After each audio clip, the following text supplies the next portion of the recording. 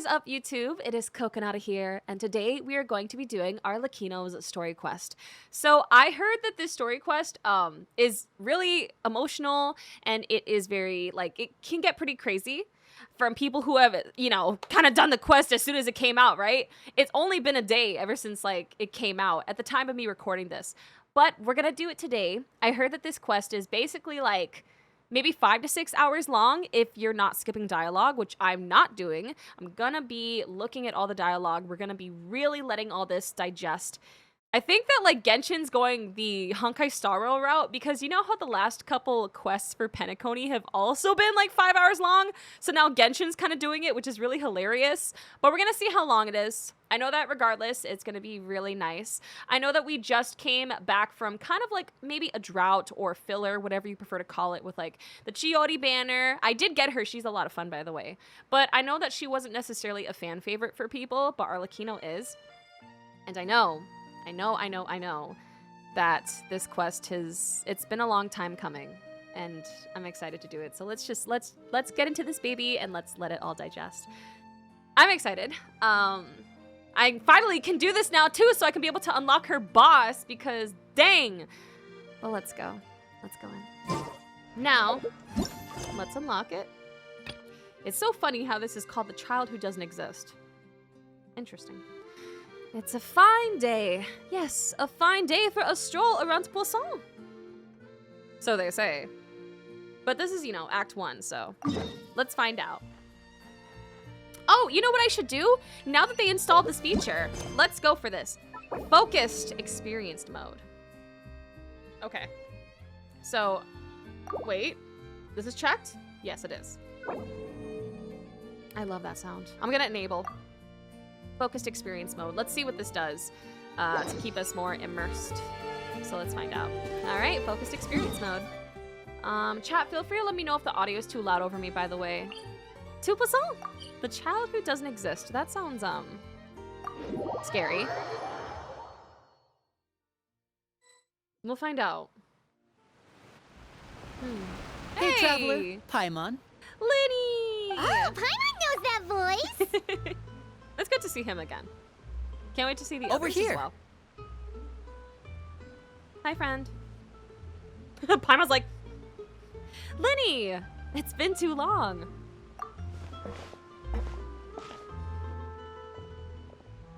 To borrow one of the more popular turns of phrase at the moment, this appears to be quite the fated reunion. Running into you two out of the blue like this has really made my day. I certainly wasn't expecting it. You can say that again. What I brings love you this to part on his Poisson? clothing, the cat accessory. Wait, Paimon's got it! You must be here for one of your magic shows, right? Actually, we've run into a bit of trouble on the home front, so Father arranged for us to stay in Poisson for the time being. Oh, are Lynette and Freminet here too? Yeah. Let's see how much there's gonna be about Yep, her, about along her with past. most of the other members of the House of the Hearth. You may have noticed Poisson seems a bit more crowded than usual. Okay. So you're saying nearly the entire organization has moved to Poisson? Sounds like you've run into way more than just a bit of trouble. What's really going on? Where's the best place for me? Well... Since the two of you are so curious, What? perhaps I can fill in the gaps. Hey, oh. You See, you know how she's she's to death. You know what she scares me. Hey, Father, you're here. Father. Ooh. You know, on second thought, maybe we don't need to know. It's all probably super confidential. House See how of the scary Hearth she is, stuff, man? She's always right? serious. We totally weren't trying to pry or anything. God. No need to be nervous. I could sense your genuine concern from your conversation just now. Of course, I can also understand your confusion. Sending so many Fatui here to Poisson, it's only natural that some love might she doesn't- suspect an ulterior motive to be involved. Well, we are a little curious. We still have our reservations about your organization. I understand. I'm well aware you've had your fair share of confrontations with the Fatui in the past, and I can't exactly guarantee that we'll remain on good terms in the future. Oh, that's good As to for know. right now, Thanks. however, I would say we have little reason to be at odds, wouldn't you agree? The House of the Hearth could stand to be more open with those who have worked so closely with crazy us in the spreadsheet. past. As for the issue at hand, well, it hardly relates to any ulterior motive. To be frank, it all stems from a certain rumor circulating around the House of the Hearth. It's an internal matter. What sort of rumor? Yeah. A rumor that a certain phantom child is hiding away in the House of the Hearth. Some sort of ghost story, maybe? I feel like I'm getting chills already. I feel like I'm getting chills myself. So some kind of ghost story, huh? A phantom child? Phantom Ooh, just child. hearing the name is giving Paimon the creeps.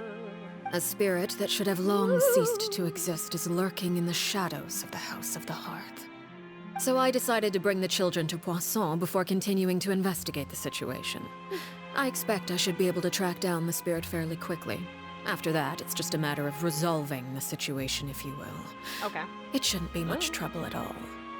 If you're curious, or if you still have some concerns, it might be advisable to stick around for a few days. I'm sure the children would be exceedingly pleased to welcome some visitors.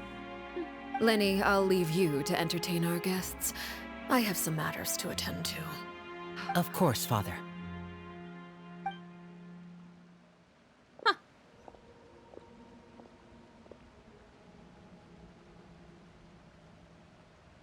That was so scary. See, everybody like holds their breath when she's around. I couldn't help but feel intimidated during that conversation with the knave. Now that she's gone, it feels like I can finally breathe again.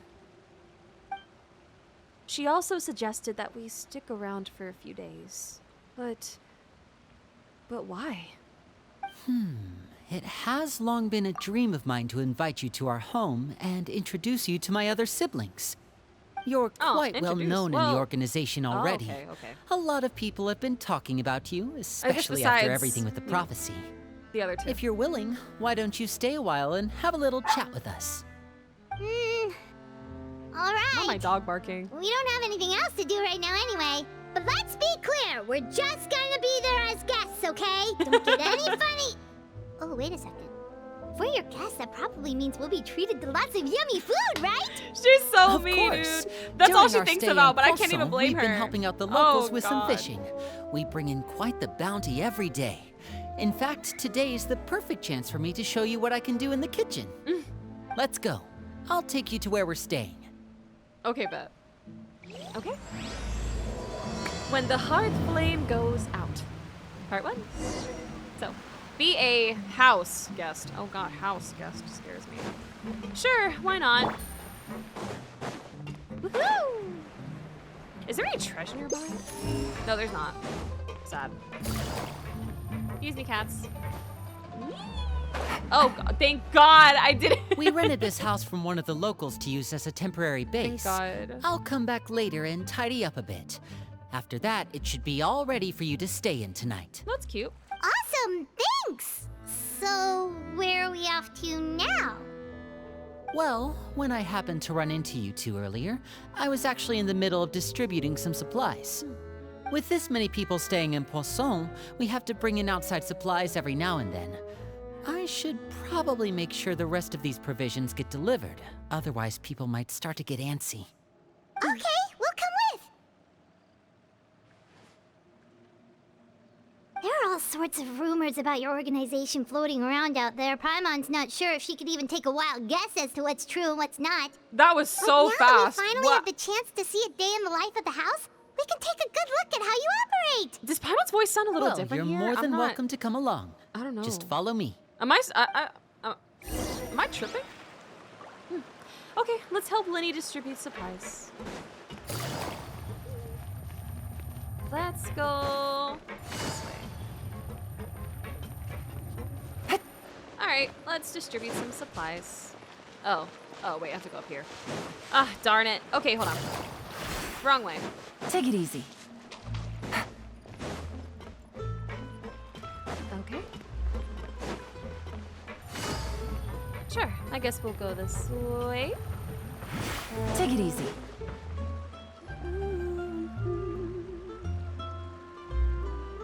Get everybody talking. Hello, NPC number Lyney! 72. We're finally here. Oh, chapeau. The supplies. I'm assuming you've... Brought them with me? Yep, here you go. Hello? Something caught your eye? He's like mouth agape, like, It's the Traveler in Paimon! yo, chill. Okay, I mean, No way! okay, sure. Thank you. Come here, everyone! Hurry! The Traveler in Paimon is Everybody's here! fangirling and fanboying over Traveler. Paimon's just, oh God, Paimon's just like, where's the food?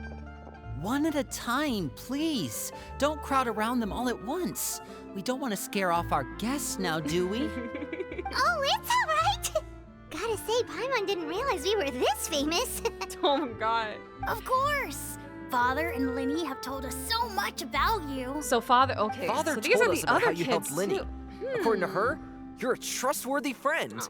And as far as she's concerned, that's pretty much the highest compliment we've ever heard her Oh, give. really? As you can imagine, everyone's been very curious about you.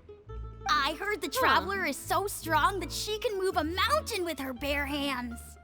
I heard Paimon eats so much that she can clean out the entire pantry at Hotel de Boer in just 3 days.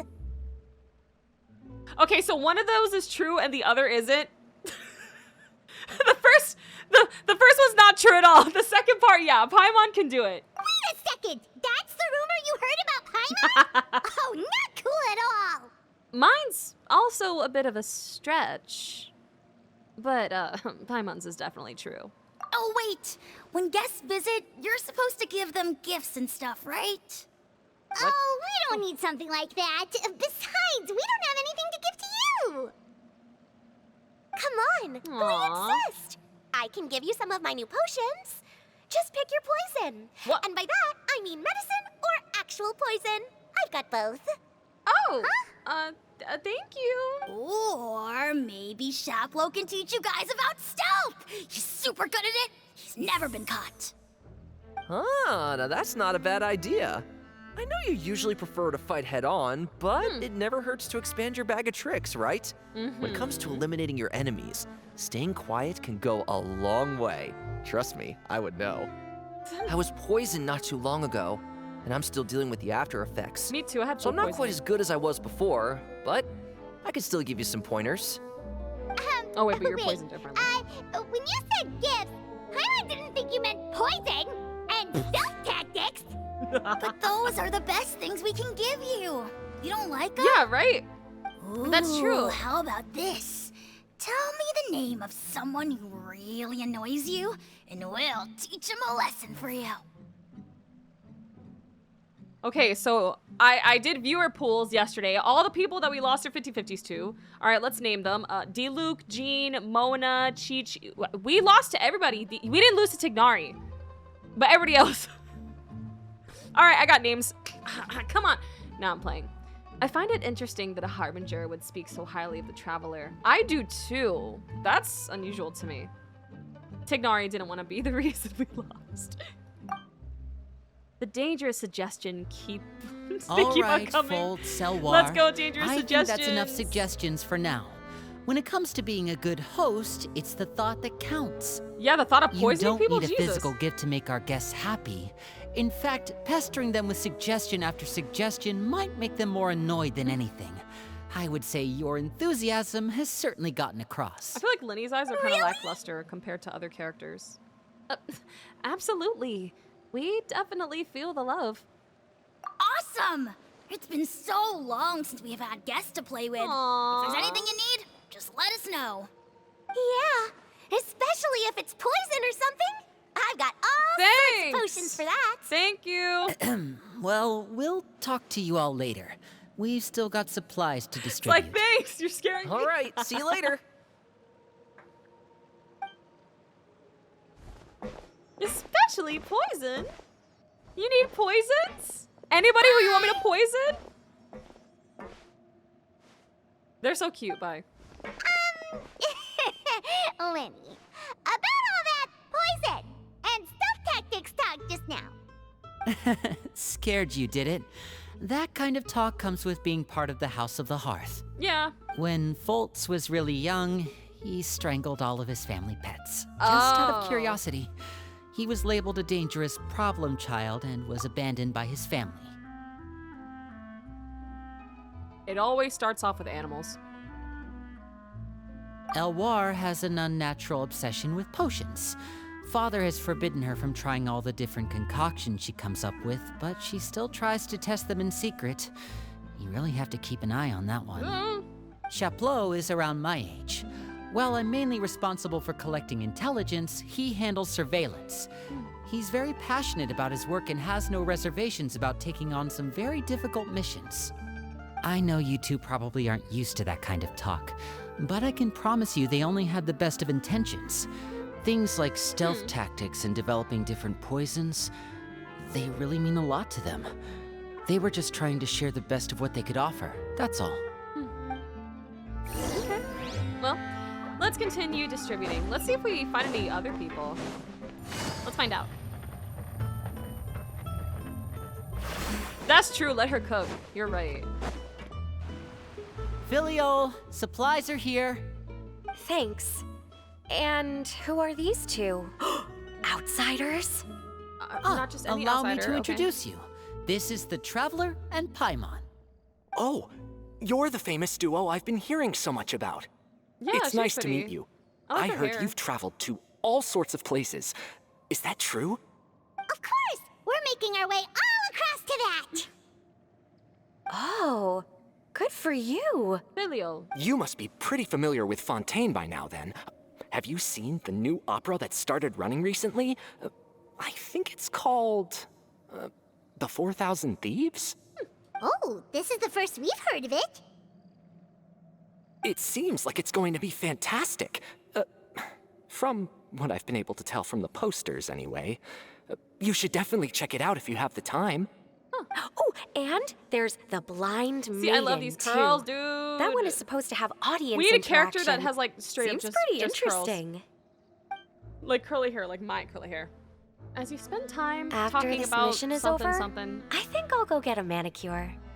Oh, maybe I should dye my hair. Oh! Wonder how much it'll cost. Is it just Paimon, or do these two seem much easier to get along with than the others? Looks like the House of the Hearth has some normal members after all. I heard that. Oh! Interesting. Wait, Paulina mentioned. Oops. I'm guessing you're referring to Blind Foltz maiden, and right? the others. Huh! Yeah, we're definitely not all like them. I bet those crazies are practically foaming at the mouth right now. I'm sure they just can't wait to get back to Snezhnaya to carry out the Snezhnaya plan. mentioned. That's enough, Filial. Don't talk about family members behind their back, right? Whatever. Let's go. Guess this is goodbye then. If you ever have some time, we should go see the opera together. Yeah, why not? I like an opera.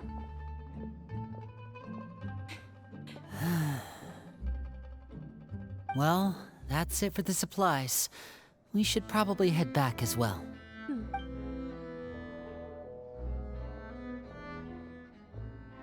Well, they didn't seem too happy with each other.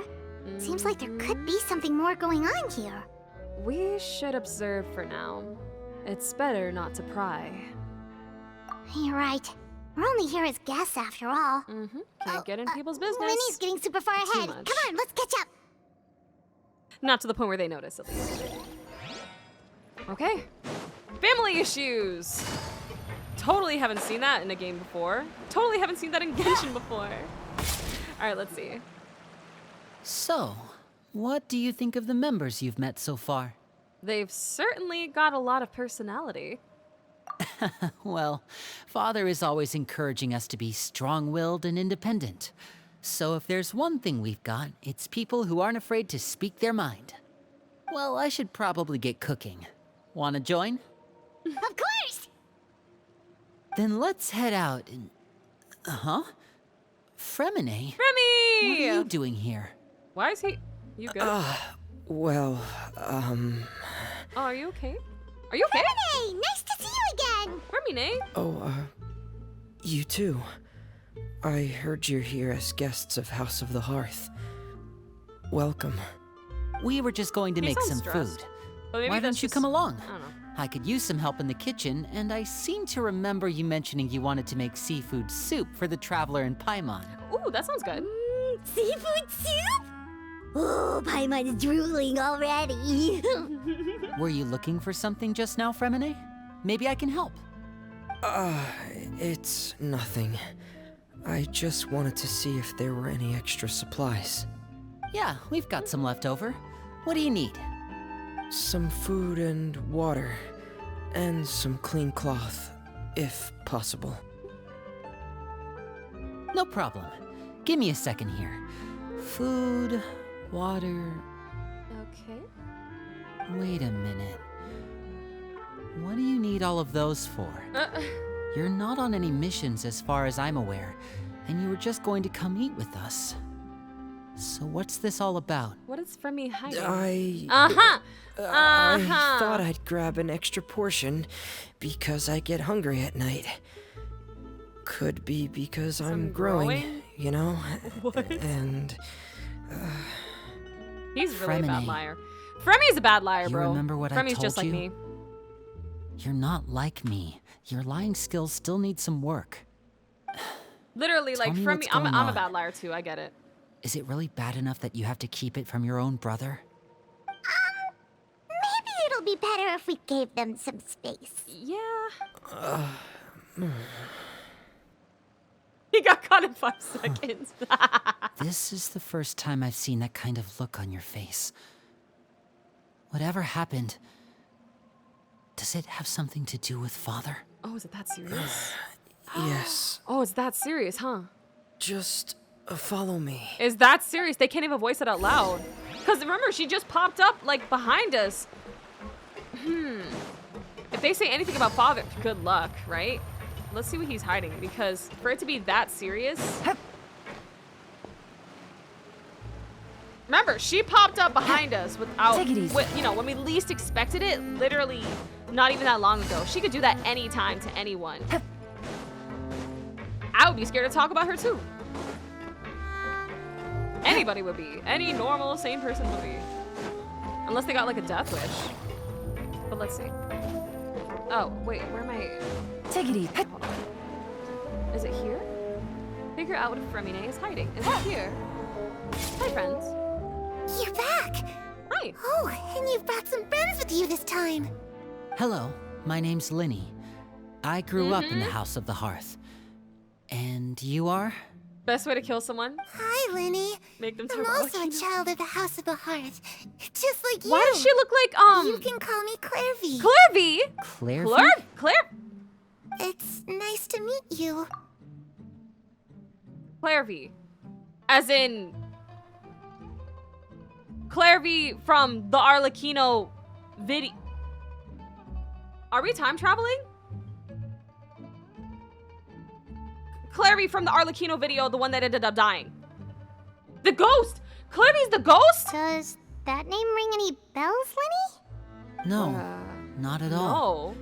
That's not a name we have on our roster. Oh I'm sure my of god, she's is she what like... I'm not sure of, though, Oh, is she like a guardian is angel? how she managed to sneak in. Okay, low key, is this like a guardian angel moment? Like she died, but she's keeping watch of like Arlecchino? Like you know, like, oh god. She must be the phantom child Father's been searching for. What the From hell the is looks going of it, on, bro? I'm guessing you were the one that Phantom? found her, Freminet. You, haven't told Father, have you? No, I haven't told anyone. I've just been keeping her hidden. This is, wow. For this how is long? Very paranormal. About half a month now. So ever since we got to Poisson, then, do you have any idea what you're doing? Oh no, I he's in know trouble. what I'm doing. Half a month. Really? Because from where I'm standing, it looks like you're hiding the very person Father has been trying to find. If Father finds out about this, everyone involved is going to be Oh yeah, punished. Father's gonna be pissed. You know the rules of the Pissed. House, Freminet. I know you do. Father doesn't tolerate any form of betrayal. So why are you doing this? It's I've like, thought it through. And I just can't hand her over like that. wait, but what? Lyney, don't you remember last year? Cheplo nearly died after getting poisoned during that one mission. He wasn't able to get back before the poison started taking effect. and not a single This is person so was there to help freaky, him. dude. That night, while I was sleeping, I heard a voice telling me to go save him. I opened my eyes, but I couldn't find the source of the voice. I thought maybe I was just hearing things, but I went to look for him anyway. Oh man. Luckily, I got there with enough time to save his life. That feeling of being haunted, of hearing voices, it's happened many I can't believe times in the Clervie's House of here. the Hearth. I I'm don't sure even know what to you've say. noticed. I truly don't. You know, it's weird. Because I really wonder how Arlecchino's gonna act when she finds out about this. And granted that we have seen scenes of her getting, mad and low-key, not even low-key, like she was kind of just fighting the kids, and she becomes a boss that we end up having to fight. She's probably not gonna take it that well, hinting by that, just guessing by that. So what you're saying is, that was her? She was the one who spoke to you that night? Unless there are other spirits roaming around the House of the Hearth, I don't think there's any other possibility. Oh my god. If Clervie were our enemy, it wouldn't matter whether she was a spirit or an actual child. I would have acted without a second thought, because that's what Father ordered us to do. But she's been living with us, helping us from the shadows all this time. Oh my gosh. I think that makes her family. I couldn't just hand her over to be dealt with. Not when there's so much we still don't know. So what's your plan then? You can't keep her here forever. Someone is bound to find out eventually. Yeah, seriously. And what's gonna happen then? I haven't thought that far yet. I don't want to disobey an order from Father, but I also don't want to put Clervie in danger. Come with me. There are a couple things I'd like to say to you in private. Oh god, he's gonna give him a scolding. Oh, this is so awkward. This is so tense. Yeah, I don't think Arlecchino will be heartless enough to like kill Clervie care a or lot about something. each other. Or again, Well, they she got already a did it funny before. way What of am I saying? showing it. But When she had to. Parma Though. was She floating, didn't it want sure seemed like they were about to bite Hunger each other's Games. heads off. No way. They have a really deep bond. I could tell right away, because I also have a friend like that. to. Oh. I just don't know how long that kind of bond can last. What do you mean? The darkness in the house runs deeper than you can imagine. No one can get out alive. Oh. I'm sorry, Lyney. I really didn't mean to drag anyone else into this. Oh, really? You didn't mean to? 'Cause I, for Oh, one, think wish she you threw did. herself Huh? What do you mean? You know, when we were younger, you didn't call me Lyney. You called me brother, just like Lynette. We grew up together, the three of us. We were all orphans, all rescued by Father. Of all the siblings in the House of the Hearth, I think our bond was the closest. Later on, when you started calling me Lyney, I wasn't actually surprised. After all, Lynette and I are related by blood. We've had to depend on each other to survive long before we joined the house. Lyney, The darkest and most difficult moments of my life happened before you and I had ever met. I'm sure that's true for you as well. Oh god. Even so, Freminet, we've stood by each other for all these years now, and to me, that means more than blood. You and Lynette are the most important people in my life. No one can replace you. So I won't let you face anything alone. Not if I can help it. Oh, looks like things are getting kind of heated between Lyney and Freminet. Oh my god, chill. Maybe we should go check on them. Mind your business, Paimon. Oh, it's raining. I should put my clothes away. Clervie. Oh, Clervie. Hey, you two! Hope we aren't interrupting anything. You literally came to like interrupt. a fight, or... Oh, wait a minute, Freminet. You're not crying, are you? Is everything all right? everything's fine. Thanks for asking. Poor baby. Well, we're all friends here, right? We've been through so much together, so if there's anything we can do to help, just say the word. I know, It's just right? a small Poor family baby. dispute. It's not something our guests should trouble themselves with. In fact, It might be better if your stay ended here. Oh, we're getting kicked out? Oh. But sometimes having guests around can come in handy. What are you getting at, Traveler? When guests are around, families are often on their best behavior. And any disputes are less likely to escalate. That's what you're trying to say, isn't it? Exactly. I think it'll be better if we stick around. I just... Thank you.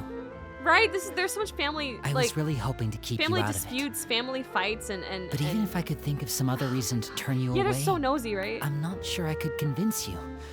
Nosy ass. I know things could turn dangerous, so I promise you this. From now on, I'll protect you like my life depends on it. Me too. Aww. Well, back to the matter at hand then. If we don't plan on handing Clervie over to Father, then our only other option is to solve the mystery of her identity before Father is able to track her down. That means finding out where she came from and what she's doing here. Then we can send her on her merry way and pretend like none of this ever happened. I've tried that already. You have. Well, what happened out And? of that? And nothing. I tried taking her somewhere really far away, but after some time, she just reappeared. Oh. She even came with us all the way to Poisson. It seems like wherever the house is, she follows. No, she needs to see Father. She needs to see I don't know Father. much about spirits. Do you two have any ideas? Wait, I forgot if they mentioned this, but do they know let's see here. Clervie's history with... do they Paimon not know right remembers now? hearing something like... Yeah, like some guardian if angel you type fulfill stuff. a spirit's last wish before they die, okay, they they'll don't let know. go of Got it. whatever's keeping them here and return to the ley lines. Oh, it's just that Paimon doesn't really remember where she heard that, so... Yeah, because they don't know Clervie and it's Arlecchino's not guaranteed to work or history. anything. Well, She needs to sounds see like it's worth a Father. shot. Guess that means we should Gotcha. go ask her about her wish. But first, Freminet, I need you to promise me something. What is it? Yeah, true. Clervie I seems need like you she to hasn't promise told me them that either this will anyway. stay between the two of us. We're the masterminds behind this whole thing. No one else gets involved. Can you do that for me? He doesn't want to put Of Lynette in it. course. I promise. All right. Then let's seal the promise just like when we were kids. Oh, Fist bump on 3. fist bump. Ready? 1, 2, 3. I feel like I'm back in 2010. I swear. Lynette! Ooh!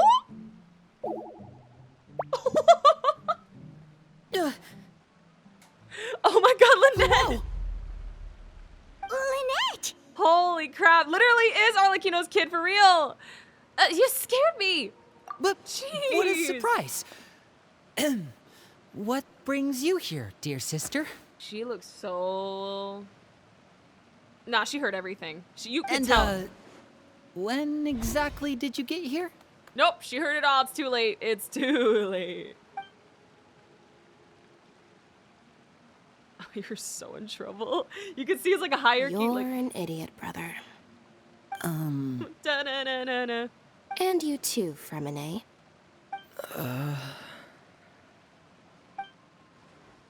Jeez. You 3, Traveler.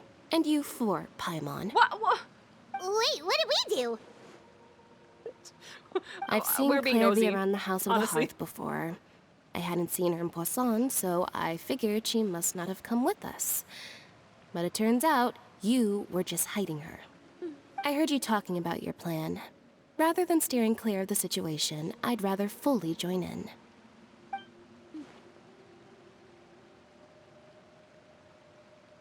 If you don't agree, I'll have no choice but to report everything back to Father. Oh, Simple as that.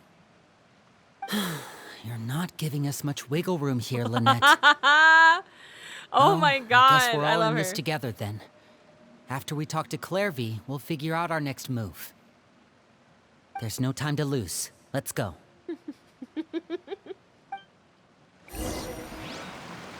All right, let's ask about Clervie's origins. Hi, Clervie. Does Clervie remember? I wonder. That looks like lasagna. That's so good. full. Ooh! Thank you for bringing me this food, you guys. That looks like lasagna. She said she's full, but the food doesn't look like it's even been touched. Well, she's a spirit. She can't actually eat. I can, though. Ooh, I'm about to dive in. Sorry. That's right. I'ma eat it. Based on what I've been able to observe, Why do they make it look so doesn't good? seem like Clervie can interact with the physical world at all. Still, when Can she she's even feel presented with hunger? food, she'll always linger around it for a good little while. Aw. Maybe, in her mind, she really is eating those things. Does she know that she has already passed away? I've tried she? to ask her, but she didn't answer. My guess is that she's just as confused as we are. Poor baby. Or maybe she couldn't understand the question at all. Clervie, if you've got some time, I'd like to ask you a few questions. Sure. How's this gonna go? Oh, another new friend. Hi, Aw. I'm Clervie. Hello. Clervie, how did you join the House of the Hearth? Huh? Isn't it the same for everybody? How's it gonna go? I'm The name scared. brings It's you gonna go here crazy, and like, at then the you end. can't leave. I know we'll see a fight It's for just sure. that your name, it's not on the roster. And I've never seen you before. The roster? Oh, I get it now. I think there might be some things you don't know about this place.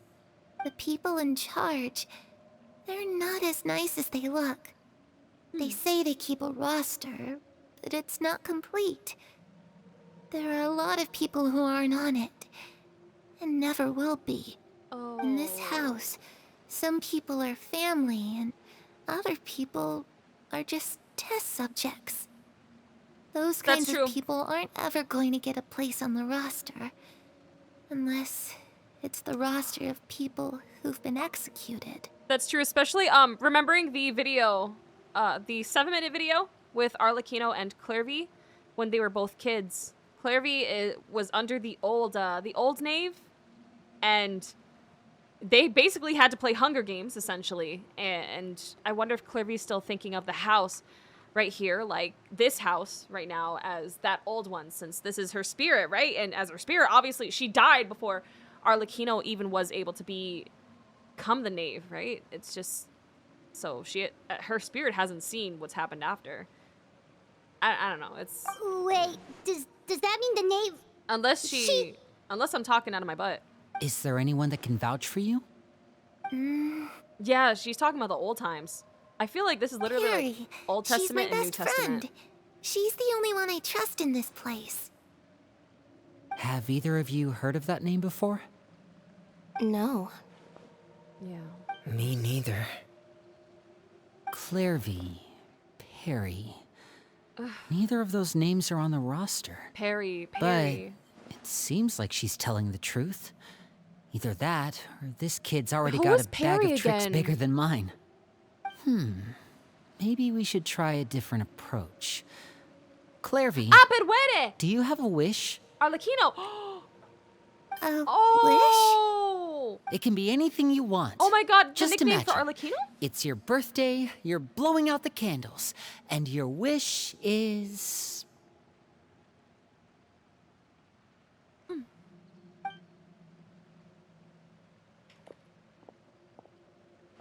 What's your wish? To go outside, where the sun can find me. Oh. That's it? Well, that sounds easy enough. She's a spirit, dude. Oh my god. The darkness in the house runs deeper than you can imagine. No one can get out alive. What did she mean by that? Things can't be this simple. Okay, time to divide and conquer. Listen up. I've got a plan. I'll try and find a Okay. way to use basic illusory magic to take Clervie outside and bring her somewhere with sunlight. Lynette, try and find the list of executions that Clervie was talking about and see if her name is on it. Y'all gonna eat that lasagna Freminet, though? you stay in Or- Poisson. We can't be the only ones who've had run-ins with Clervie. I need you to collect intel on everything she's said and done. Understood. I'll try my best. What about us? What should we do? I really appreciate your willingness to help, but this is a family matter. I don't want to drag you in too deep. It's too risky. Let me think. Since Father considers you to be guests, maybe you could stick by her side for a little while. You don't need to do anything except keep up some nice, casual conversation. Ah, Okay. Paimon gets it. You want us to distract her. Okay. How should we contact you? I'll give you a magic bird. If Father suspects something, all you need to do is release it when she's not looking, and it'll alert me that something's wrong. Of Arlecchino's course, gonna see that's through only that. as a I last just- resort. If Father doesn't seem to notice us, there's no need to make contact. We'll reconvene here tonight after all's said and done. Okay. If the worst case scenario happens and we're discovered, just tell Father everything. We're not going to let our guests get punished for our own actions. That's where we draw the line. Be careful. You too. Okay. Yeah, she's gonna notice. This is where she's we so part. gonna notice. Father should be at the beach nearby.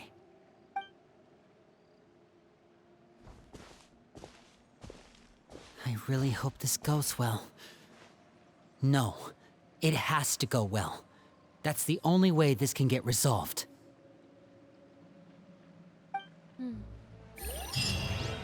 Okay. Oh, Clervie, I have to see the. Okay. Let's find out what else. Clervie, we'll I'd talk like to about. take you somewhere. Is that okay with you? What is Clervie gonna say? Sure. Where are we going? You'll find out. All right, to the seaside to look for the knave.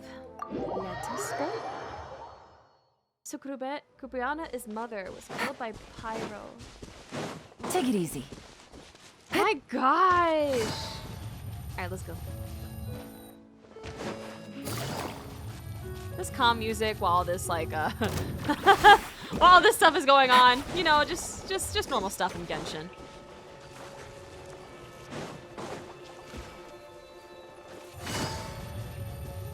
Hello? Oh, Tartaglia! Child appearance! It's the knave. And Child? Child. This is the first time I've seen her in a while. Dang. Hey, aren't Oh you my supposed God. to be in Snezhnaya recuperating? What are you still doing in Fontaine? Sir. Oh, it's you two. I didn't expect to run into you here. Oh. Wasn't he? I was unconscious for quite a while after the fight in the Primordial Sea. After I woke up, I realized I was being taken back he to got yeeted Snezhnaya. back. And well, I couldn't have that now, could I? Not when I've still got unfinished business here in Fontaine. So, I mustered up all my strength and made the journey back on my own. Oh, you're. What sort of okay. unfinished business are we talking here? Seriously. It has to do with Skirk, my master. Skirk! I really wanted to meet up with her, but by the time I got back, she had already left. I know, I we still saw her have just so that many once, and questions that was for it. her. That was it. Without any other leads, all I could do was ask the knave to help me track her down. Is she gonna help though? She for must real? have left behind some traces from her time in Fontaine. Oh, okay. So, have you found any clues? Unfortunately, no. While the House of the Hearth is adept at collecting all manner of intelligence, certain existences can still manage to escape our purview. Basically, unless Master feels there's a need to meet with me, she's not going to be found. Oh, But I see. that problem So has an only easy when- fix. okay. I just need to become stronger, and then... Paimon thinks you should focus on getting better first. Yeah. That would make sense. the worst of it is over. It's He's all so thanks to that stubborn. one kid from the House of the Hearth. Elwar, I think her name was. She Elwar. gave me a bunch of random potions to drink.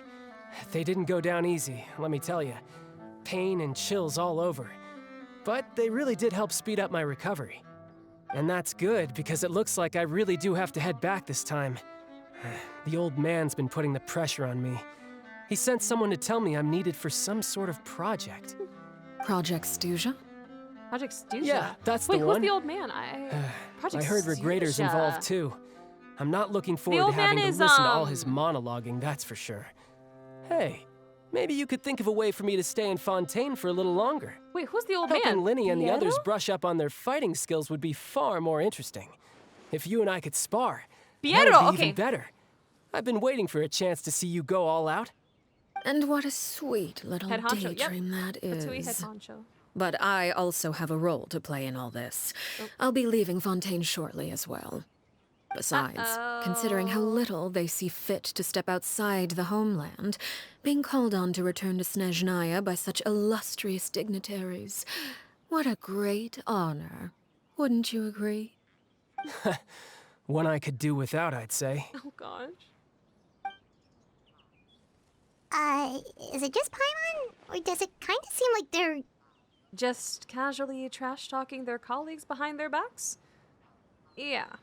So, dear guests of the House of the Hearth, to what do I owe the visit? Well, we just... Wanted to learn more about you. Right! We're super close to Lyney and the others, but we still don't know much about you! They're so bad at this. Is that so?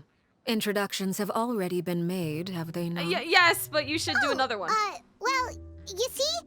There's only so much you can learn about someone from a short introduction. At least tell us something a little extra, like... Why do you call yourself father? Huh, good question. I'd also like to know. Oh, she hasn't told them? The fact that you have to ask tells me our intelligence work has been quite successful. Telling you the answer to that question would only serve to undermine that success. Oh! And we can't have that. Now can we? Yeah, she's not giving a story Spoken time. like a true diplomat. That was some expert sidestepping right there. Well, if there's nothing else, I think I'll take my leave. I still have a small matter to resolve at home. Aren't we supposed to keep her? Wait, go! Aren't we supposed to keep her here, though? If the knave leaves right now, she's sure to run into Lyney and Clervie. Should I release the bird Lyney gave us? No. We should try to get her talking about something else first. About the House of the Hearth. I'd also like to hear the answer to this. We're making this so obvious. I've met some of the members of your organization, and they all seemed like really good kids. They actually reminded me of Tonya and Tusser. Which, by the way, Tusser. if you ever betray them, I'm just letting you know, I won't let you off easy. Oh, he's And comfortable. why would I betray them? Well, you've already betrayed the House of the Hearth once, haven't you? At least, that's what I heard. Oh, you're ballsy for that. Oh! No, I'm scared. Okay, I admit. That's just what the old man told me. The rooster, I mean. The knave betrayed the House of the Hearth. So, does that mean what Clervie said was true? Does the knave really treat her children like test subjects? Wait, did you really do something bad to those kids? Oh, God. Never mind what I've done. I'm more curious as to what the mighty rooster had to say. The gaslighting Care is to enlighten crazy. me? Master gaslighter. She said, forget what I've done. What about you? Or not really you, but you know.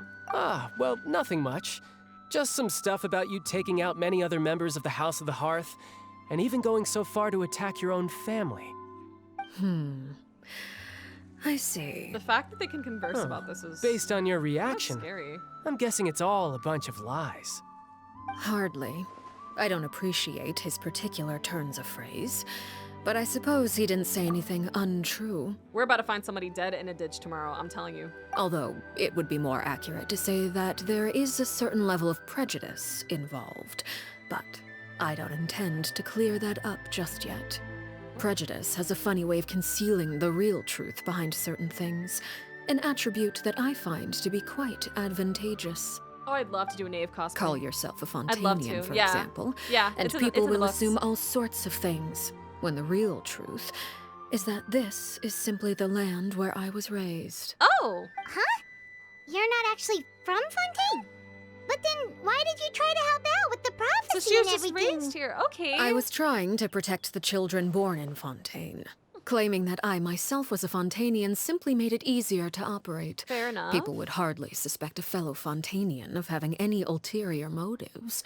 Who wouldn't want to save their homeland after all? The primordial sea wouldn't have any effect on me, but it would have caused great harm to the House of the Hearth. Well, you wanted extra information, didn't you? There you go. I hope that satisfied your curiosity.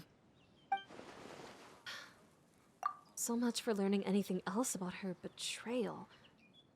She probably only revealed that other secret in order to change the subject. It seems like she's trying to avoid talking about her past. So, you stayed in Fontaine for the kids. Yeah, she picks her words I guess very I was carefully. wrong to believe you'd betray them. She would make great PR. Apologies. Looks like I was holding on to some prejudices myself. Good. Like I said, I like it when others have misconceptions of me. Actually, She would make a while I great was politician. recuperating at the House of the Hearth, there was something else that really caught my attention. I heard that members always resolve disputes and arguments with a friendly spar, and the loser has to back down. Seems pretty cool if you ask me. Would also give them plenty of opportunities to hone their skills. Well, that's only a recent development. In the past, such spars weren't nearly so friendly. Oh, like to the death? The losing Yeah. party would lose everything, including their life. They were that high stakes?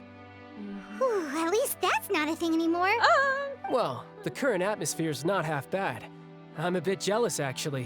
Kinda You've reminds me got of, so many family members around you, Nadia's dad. and you even get to live with them. Having a lot of family around means dealing with a considerable amount of bickering and scheming. Once Tonya and Tusser enter their rebellious phase, I'm sure you'll understand. Have we seen Tonya? Just We've seen imagine. Tusser, yeah, but Tonya? Tusser becomes obsessed with plucking out strands from the rooster's mustache, or Tonya decides to dye her hair 42 different colors. Okay, okay. Teenagehood? I get the picture. Oh god! As the conversation shifts to the topic of Tonya and Tusser. Oh, some. It's the type of conversation that would usually leave you falling asleep, but you find yourself grateful child for Well, would you look at the something. time? It goes so I should fast. probably get going. Traveler, I'm so sad Paimon, about that part. I'm not sure where our paths will When you cross put it on next, auto, but the that next time dialogue we goes run very into each other, fast. we should They've never definitely fixed try that. and I find wish some they time to would. spar. Again, maybe this is a conversation we can have when you look less like you're gonna kill over. He's in the rain too. He needs to go get better. Alright. Bro. Well, thanks for everything, Arlecchino. I love this song. No thanks necessary. You also played a part in obtaining the Gnosis. I would say we can call ourselves even. I like the sound of that. Well, I'm off. See you all some other time. We should probably get going too. Do you want to head back with us? Oh? You want me to leave so soon? Oh, well, you see, I'm rather enjoying the evening breeze. If you don't mind, I think I'll stick around for a bit. I have some things to think about. Apologies for not attending to you like a proper host. Please forgive this slight. I do hope you'll have a pleasant stay. Oh. we managed to keep her distracted until nightfall. Good, actually. Good That's thing pretty Childe good. was there to keep the conversation going. Yeah, seriously. You don't think she suspected anything, do you? Hopefully not. Oh, I wonder if Lyney ran into any issues. Let's hurry back and see how everything went. Okay, let's find out. Wait. Okay, yeah, we're going the right way.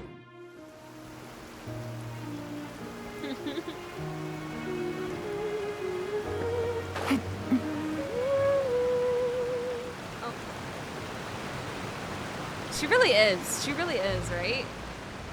This blinding sunlight is such a pain. What sunlight, no girl? way I can get a nap in this weather.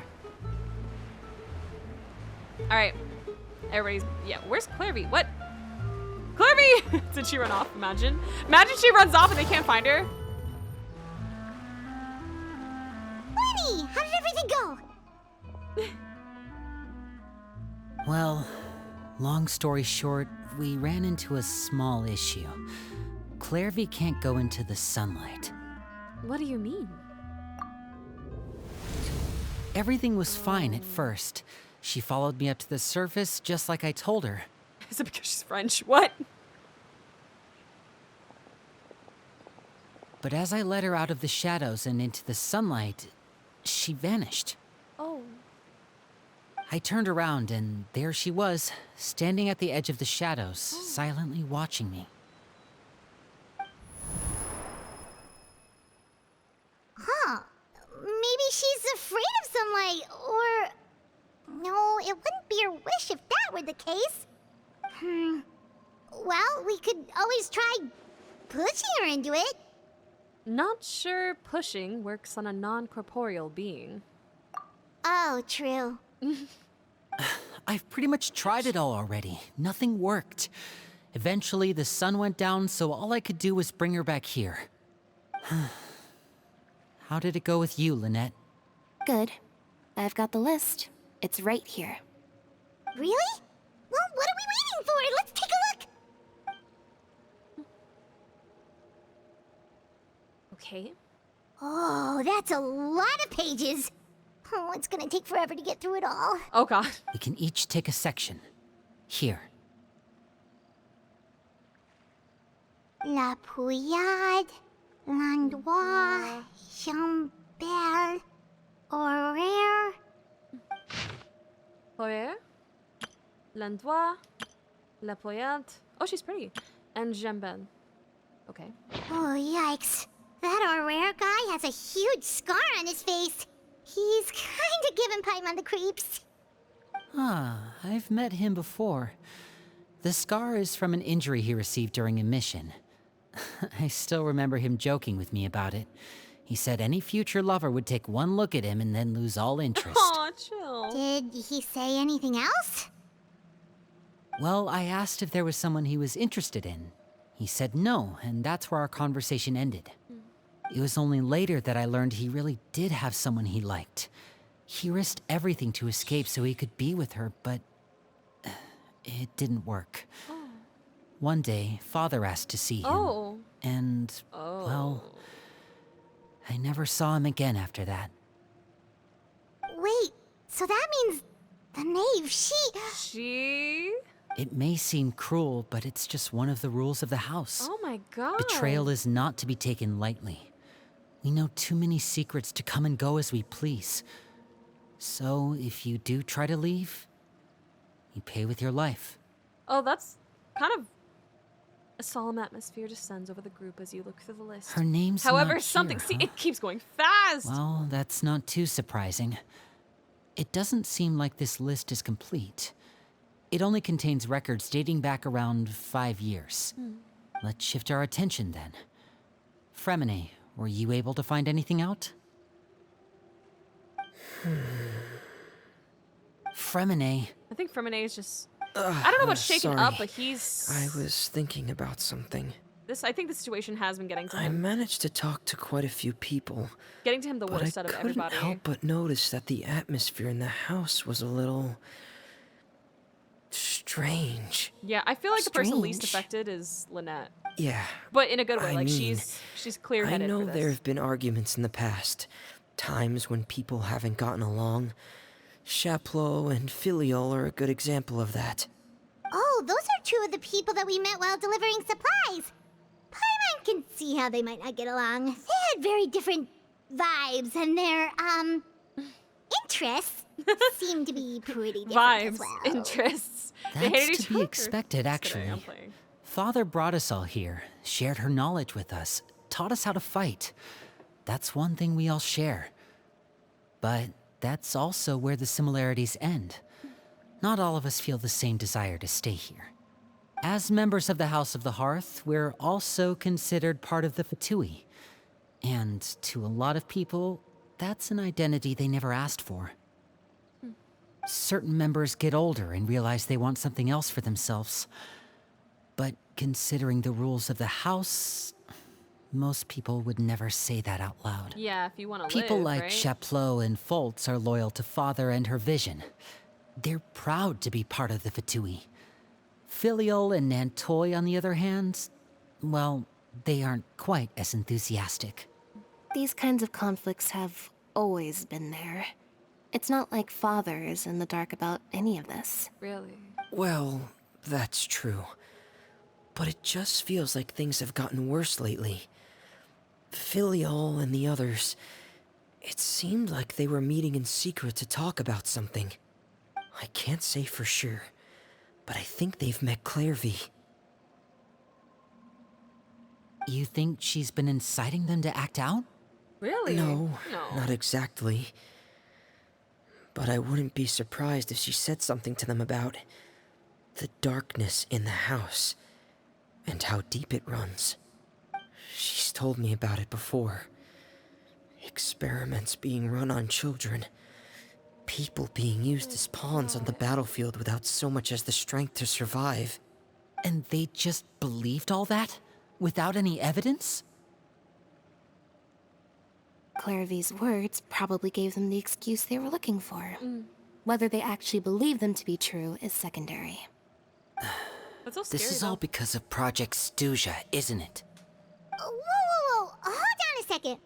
What's this Project Stuja all about, huh? This is the second time it's come up now. Yeah, I'm curious about this too because. Sorry, but I'm not sure of the details either. So Arlecchino is just keeping that I only secret, know what only Father between- has told us, Yeah. which is that it's something the Rooster and Regrader have been working on together. Who's Regrader? Apparently, it has to do with the Fatui's strategic plan for the future. Because the House of the Hearth was so successful in obtaining the Gnosis, Ooh. we now Okay, have the thank you. honor of playing a key role in Project Stuja. Wait, but isn't that a good thing? I have to remember everybody's Key nicknames, role is just essentially. another way of saying dangerous role. Yeah. To us, the whole thing is an inconvenience. Father thinks so too, but she's in no position to refuse. Yep. Their plan isn't exactly unreasonable, and they've been funneling the house a lot of funding. It's Like just a that hierarchy, like. we'll lose a lot of members in the process. Oh my god. Participating in the plan, it's an honor in name only. Oh god. What they're really trying to do is subdue us. The existence of an intelligence organization outside their control makes them feel uneasy. Looks like the Fatui are plotting something big. But given how little Lyney and the others seem to know about it, I probably won't be able to learn much. I should keep a sharp eye out during any future dealings with the Fatui to see what I can learn. Okay, super Not me stuttering, complicated bye. top secret Fatui business aside, what does all of this have to do with the conflicts you were talking about earlier? Paimon doesn't get the connection. External pressure has a way of exacerbating internal strife. You can't overlook the power of fear either.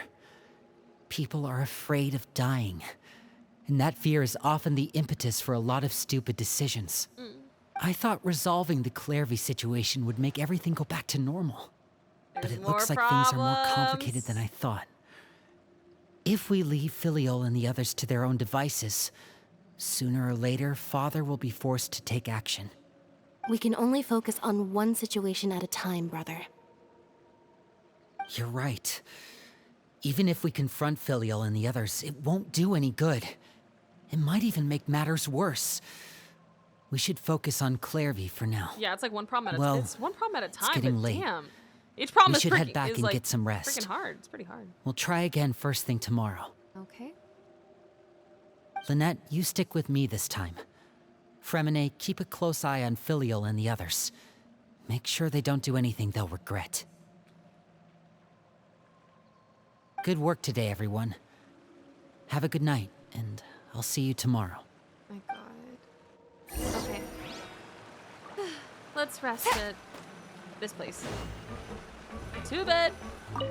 Good night. Your mind races with all sorts of thoughts. You try to rest, but you can't sleep. I'm always looking Dang. forward to an early night, but she can't sleep at all. Hey, you don't think the knave will be too angry with Lyney and everyone if she finds out about all this, do you? She's even scary when she smiles. If she were to actually get angry... Ooh, you have to protect Paimon if that happens, okay, Traveler? I'm also afraid of her. But you can just hide behind me. Trust is effort, Traveler. Clervie? Wait. Look over there! Oh, yeah. Clervie? What's she doing over there? Quick, let's catch up with her before anyone sees! Go, go, go, go, go. Yeah, I feel that. I feel like that too. She would probably get mad, but then see Clervie, and then she wouldn't even be mad anymore. Clervie! And it'll be the first time people even see her close to crying. Because I've never seen her cry. Like... Oh, wait, where... Clervie! Where am I going? You know, yeah, no, not Kava. I need Clervie. Okay, this way. Exactly. She'll probably show the most emotion we've just ever seen from her when seeing Clervie. Unless she just has a poker face and doesn't want to show her emotion. That would be crazy. That would be toxic. Over there! Because some people are like that, very prideful. But I don't know. Clervie would, yeah, I agree. Clervie would cry. Clervie, this way. Oh, where is she going? Oh, if someone sees her, we're toast. Oh God. Clervie! Clervie. Wait, is Clervie? Clervie can go at night? Oh, that's interesting. Hold on. We're gonna find out, I guess. Yeah. Clervie? Oh, look! She stopped!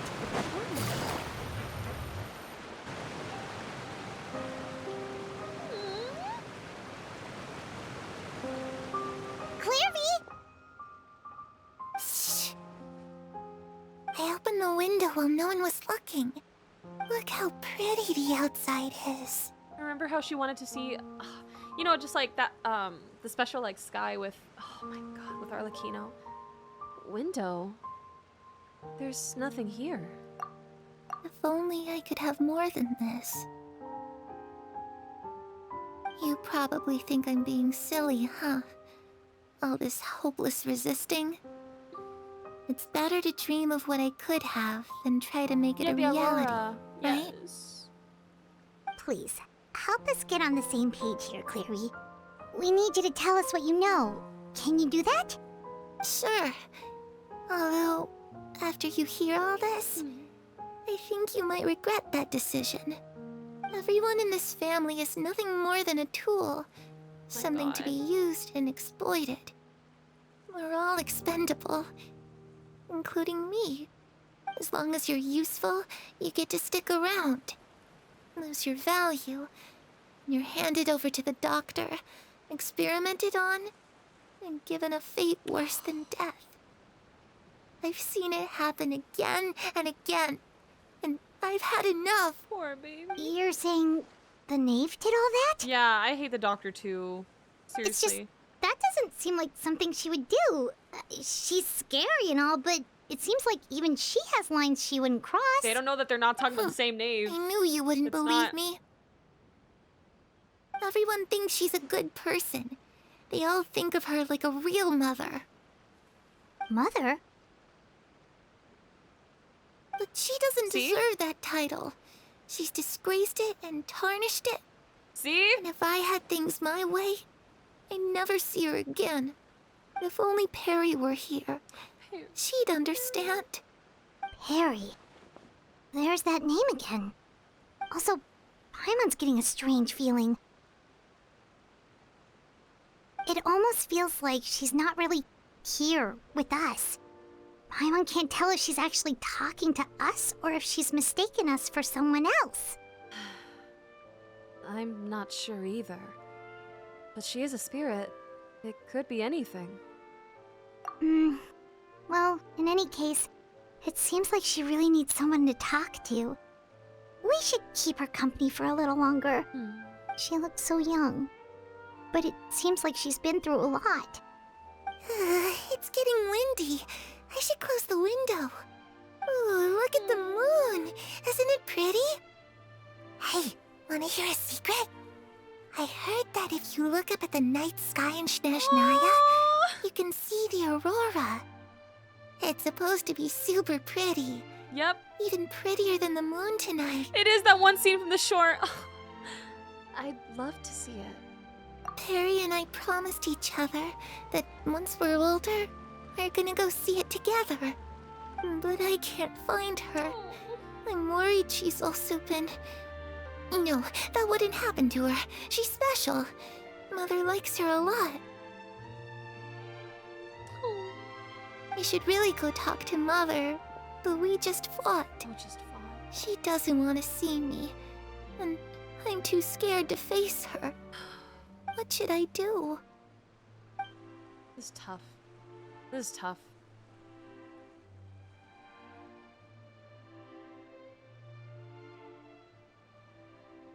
After some time, Clervie seems to come back to herself.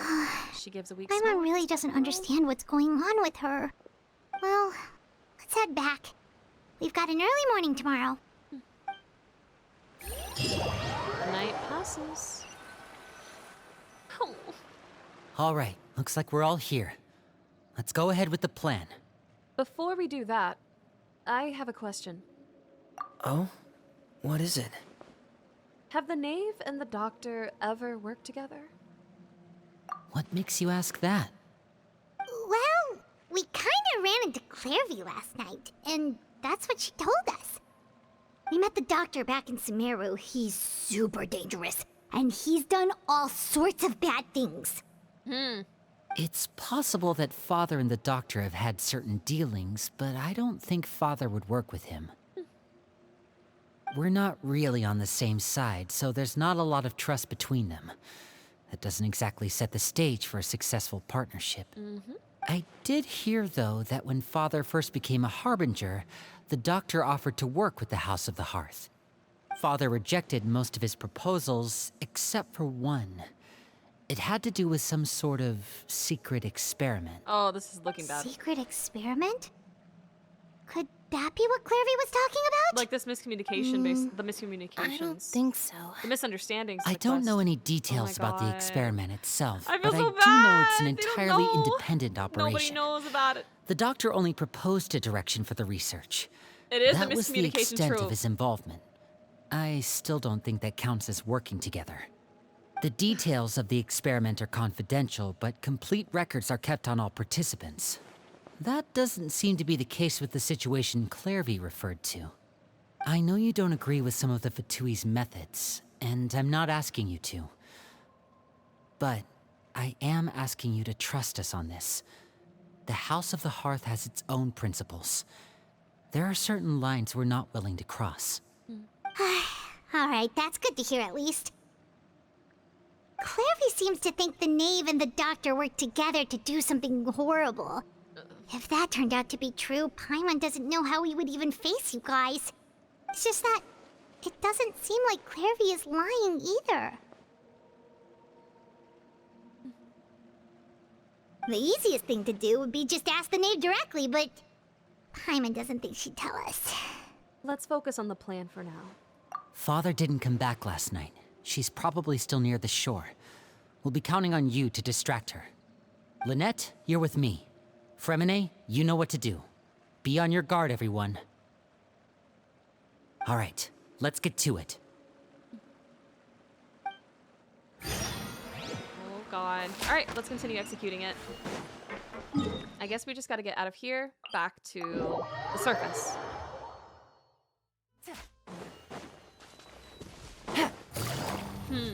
Let's go look for the knave. Hey, Father. It's the grave we've seen 1,000 times. Okay, wait, hold on. It is pretty great. Yes. It's. There's been a lot going on, but it's so pretty though. Ah, it's you two again.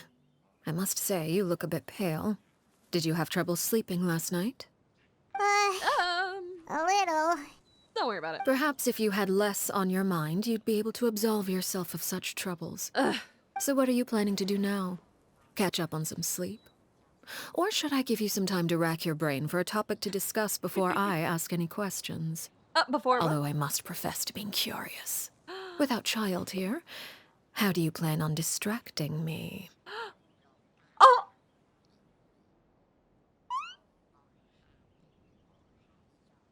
Oh, we're done. Us? Distract you? Oh, God! Good one. But no, we were just here for a chat. Oh, gosh. Looks like you could have used some extra time to think. No matter. If you don't have She any other knows, man. plans, why don't you accompany me somewhere? Oh, yes, I love Don't her. worry. I love her look and I'll be sure everything. to steer clear of any scheming children. Oh, my God! The ocean breeze is sure nice today. So, you knew everything then? Children always think they can hide things from the grown-ups. But nothing gets past me. Least of all a little scheming. I think I'll let them have at it for a little longer. I can be very patient. God. Well, I'll leave you to think things over. If you're so inclined, meet me outside the Palais Mermonia. I'm scared. Is she gonna kill? Good things come to children who do as they're told. So I do hope you decide to tag along. If only for your friends' sakes. Bro. What should we do? Oh, God. She clearly knows about everything we've been doing, and Paimon doesn't think it'd be a stretch to say she was threatening us just now. We should release the pigeon that Lyney gave us. She probably knows about that too, though. Oh, good idea. Hopefully he sees it in time. No, she probably knows about that. Well, we should probably head to the Palais Mermonia. Paimon doesn't want to find out what happens if we don't show up. Based on what the knave was saying just now, it sure didn't seem like it'd be anything good. We really don't have any other options. Guess all we can do is take it one step at a time. Okay, then we probably shouldn't keep her waiting. It seems like Lyney and the others are on thin ice, so let's do our best to not get them in any more trouble. Okay, let's go. Oh, this happy, hunky-dory music. We just got threatened. We just got threatened. The vibes are so off.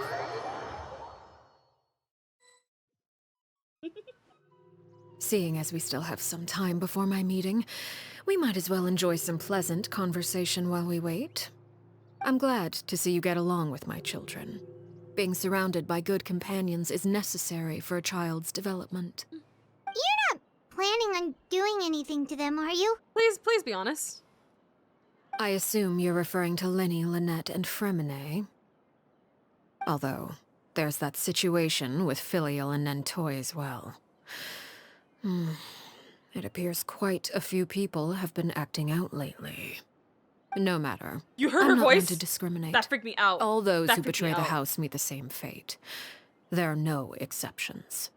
Does that mean you're going to kill them? Oh, She just straight up asked. are you here to beg for their lives? I'm sorry to disappoint, but the rules of the house change for no one. Oh, God. In my organization, everyone is responsible for their own actions. Oh, God. Don't you care about them at all? They really respect you. They even call you father. You must feel something for them. Paimon, we're gonna end up in a ditch Any too. organization in which feelings come before principles is one destined for ruin. The House of the Hearth is hardly an exception. You could say our principles are more stringent than most. Perhaps I can offer you this consolation at least.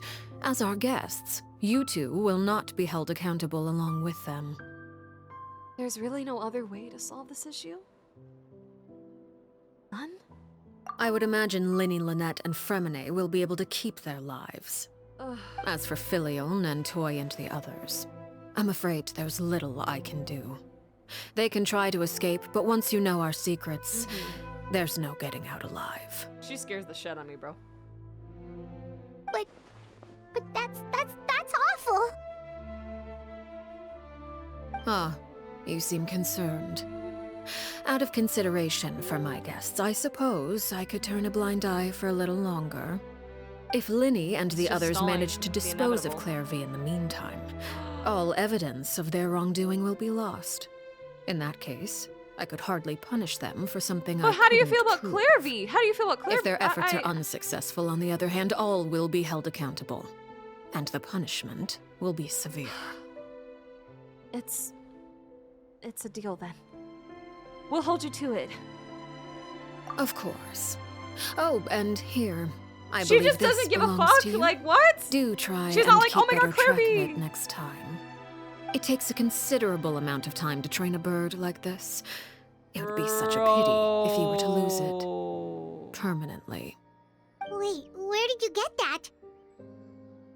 You can't get anything past her. Well, I'm afraid that's all the time we have to chat. Now, Oh for the my matter at hand. I asked you to meet me here because I have business at the Palais Mermonia. It has nothing to do with you, but I think it would be prudent for you to stick by my side for the time being. There will always be time later to run off and tell Lyney what you've learned. Well, time to go. Looks like we wrapped things up just in time. Damn. That's true. She's a harbinger, so not shocked in her lack of emotion.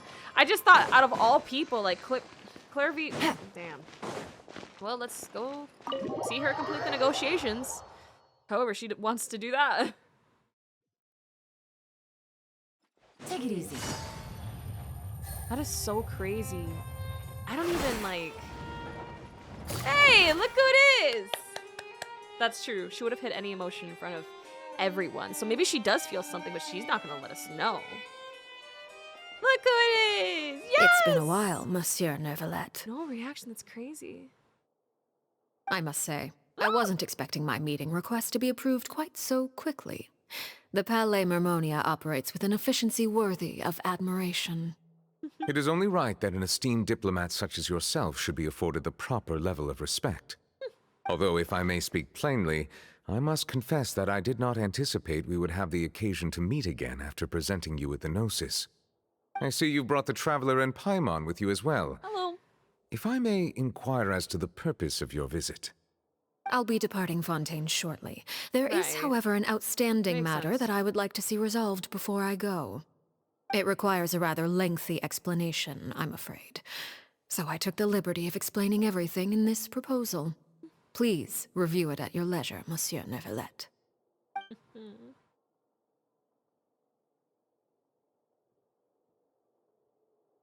Put something on that paper, just kill him. Just kidding. She's more diplomatic than that. A little bit. Slightly. And more cunning. Give him the worst paper cut. That looks good. Looks like she's drinking Pedialyte. I understand your request. However, at the risk of causing offense, I must admit that I fail to see why you would wish for such a thing. I heard you have a certain fondness for water tasting, Monsieur Neuvillette. So allow me to use water as an analogy. A family is like a large body of water with countless rivers flowing in and out. As someone who watches over this system, I would hope that each river that flows from the source will eventually reach the ocean. Of course, objectively speaking, I know this is impossible. Most of the rivers will dry up along the way, disappearing into the ground and leaving nothing but a barren riverbed behind. Not all rivers are destined to reach the ocean, but I would not see their existence rendered meaningless. I believe the water that flows within them is simply meant for a different destination, like a field in need of irrigation. Or perhaps the glass of a certain water-tasting enthusiast. Did you get any of that, Traveler? Not really. Kind of. Your words paint an optimistic picture indeed. Allow me to remind you, however, few among us are willing to sip from a glass filled with tainted water. It may have been tainted at one point in time, but not to worry. I'll make sure it's drained of all impurities and returned to its cleanest form.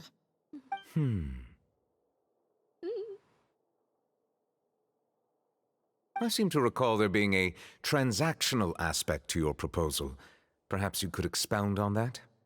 If you accept my proposal, Monsieur Neuvillette, I will gradually withdraw my forces from Fontaine.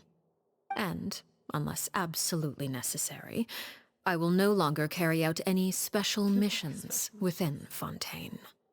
I presume I can take your words to mean that, in the future, cases similar to the Tartuffe assassination will cease to cross my desk? Tartuffe? Ah, that thief who embezzled Tartuffe, funds from all those charities, you mean? My deepest condolences to his family, but Was without Tartuffe any the guy that she evidence, I stepped on? cannot imagine Hold on, how the House of the Hearth might have been involved in his passing. Is it that guy? Of course, if you accept my proposal, Monsieur Neuvillette. I think so too. I'm sure certain measures could be taken to reduce the frequency of such troubles. I think that's yeah, the funds guy. Yes. Yep, it's Yep, it's him. The guy she stepped on. You choose your words carefully indeed. In that case, I am inclined to accept your proposal. Wow. My thanks for your Makes a great generosity, politician. Monsieur Neuvillette. Well, with that settled, we should be going now. I took the liberty of bringing along 2 bottles of spring water from Snezhnaya for you to enjoy. Oh, she comes bearing I gifts. do hope I get the chance to hear your impressions. Perhaps at our next meeting, yes? Indeed. I trust you would not overlook your commitment in the meantime. All right, Traveler Paimon. Time to go. I feel like we're kids too around her, just like she's treating us like kids too. Okay, let's go leave. That was slightly frightening, you know?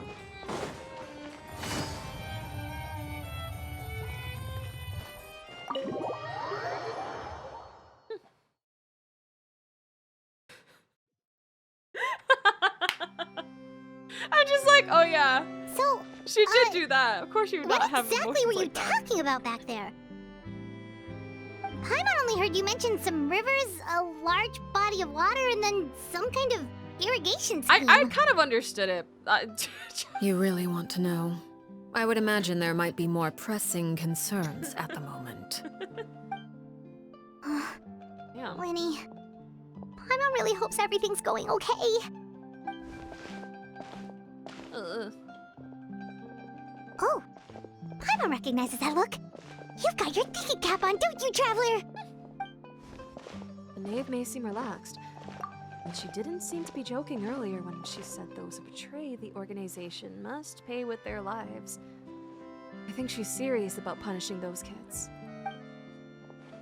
How should we stop her? No, there's something else we should figure out first.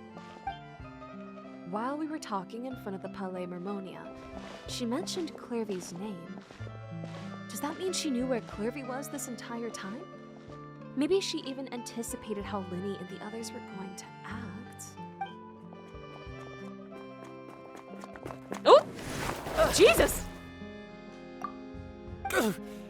Oh, shoot. Are you alright? Oh, she looks so pissed. Jeez, I'm Like, so sorry. This mofo. I was so focused on selling these papers, I wasn't looking where I was going. My bad. I also wasn't paying attention. Well, let me make it up to you at least. Here, Wait! take this paper. Wait a damn On the minute! house. Hey, look! Look at the scar on his mouth! He looks kind of familiar for some reason. Look! Dude! Oh, you don't have to give us anything. Dude! Please, We were talking about him earlier. It's not like I'm short on supply. Yeah, newsboy, okay. All the extras will be useless come tomorrow anyway. Is that guy? It's my fault, really. No, I'm playing, but really I from was just earlier. trying to bring home some extra mora for the family, but I bit off more than I can chew. I haven't had many takers today, so I'm still swimming in papers. What's going on here? Nothing much. I He just has, like, the ran into your Iruka- friend the here Iruka on scar. accident. I should probably get going, actually, so... Iruka, yeah? Hold on.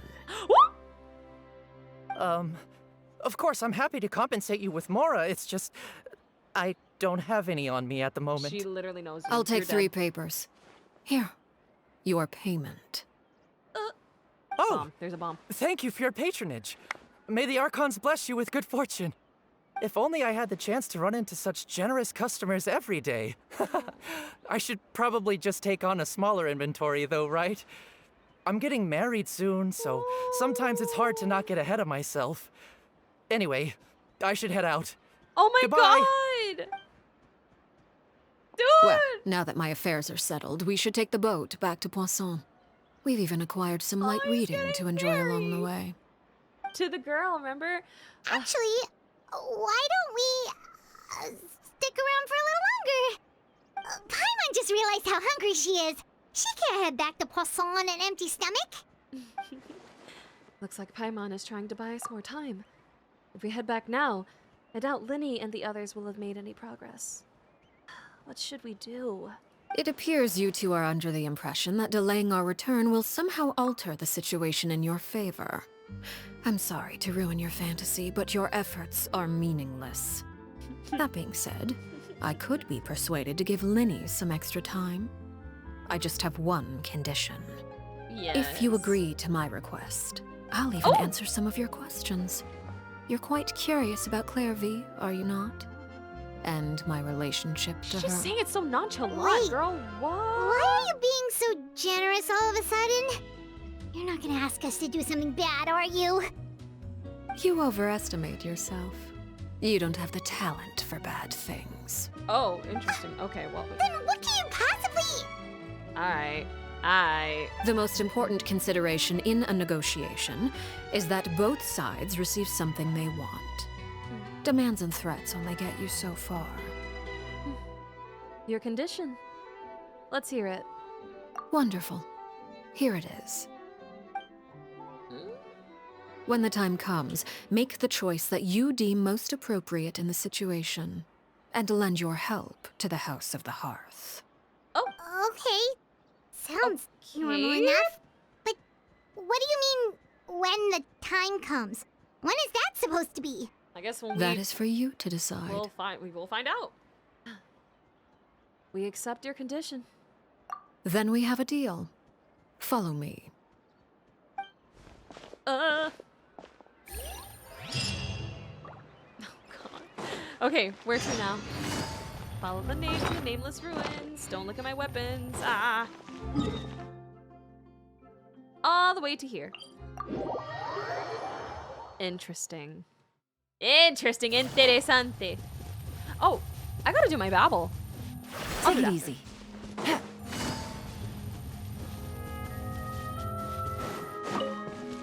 Is anybody here learning another language, by the way? And let me know down in the comments as well for anybody watching on YouTube. Yes, the daily babble. Very true. Take it easy.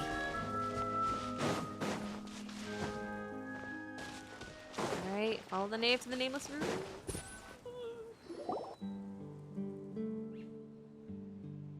What is this place?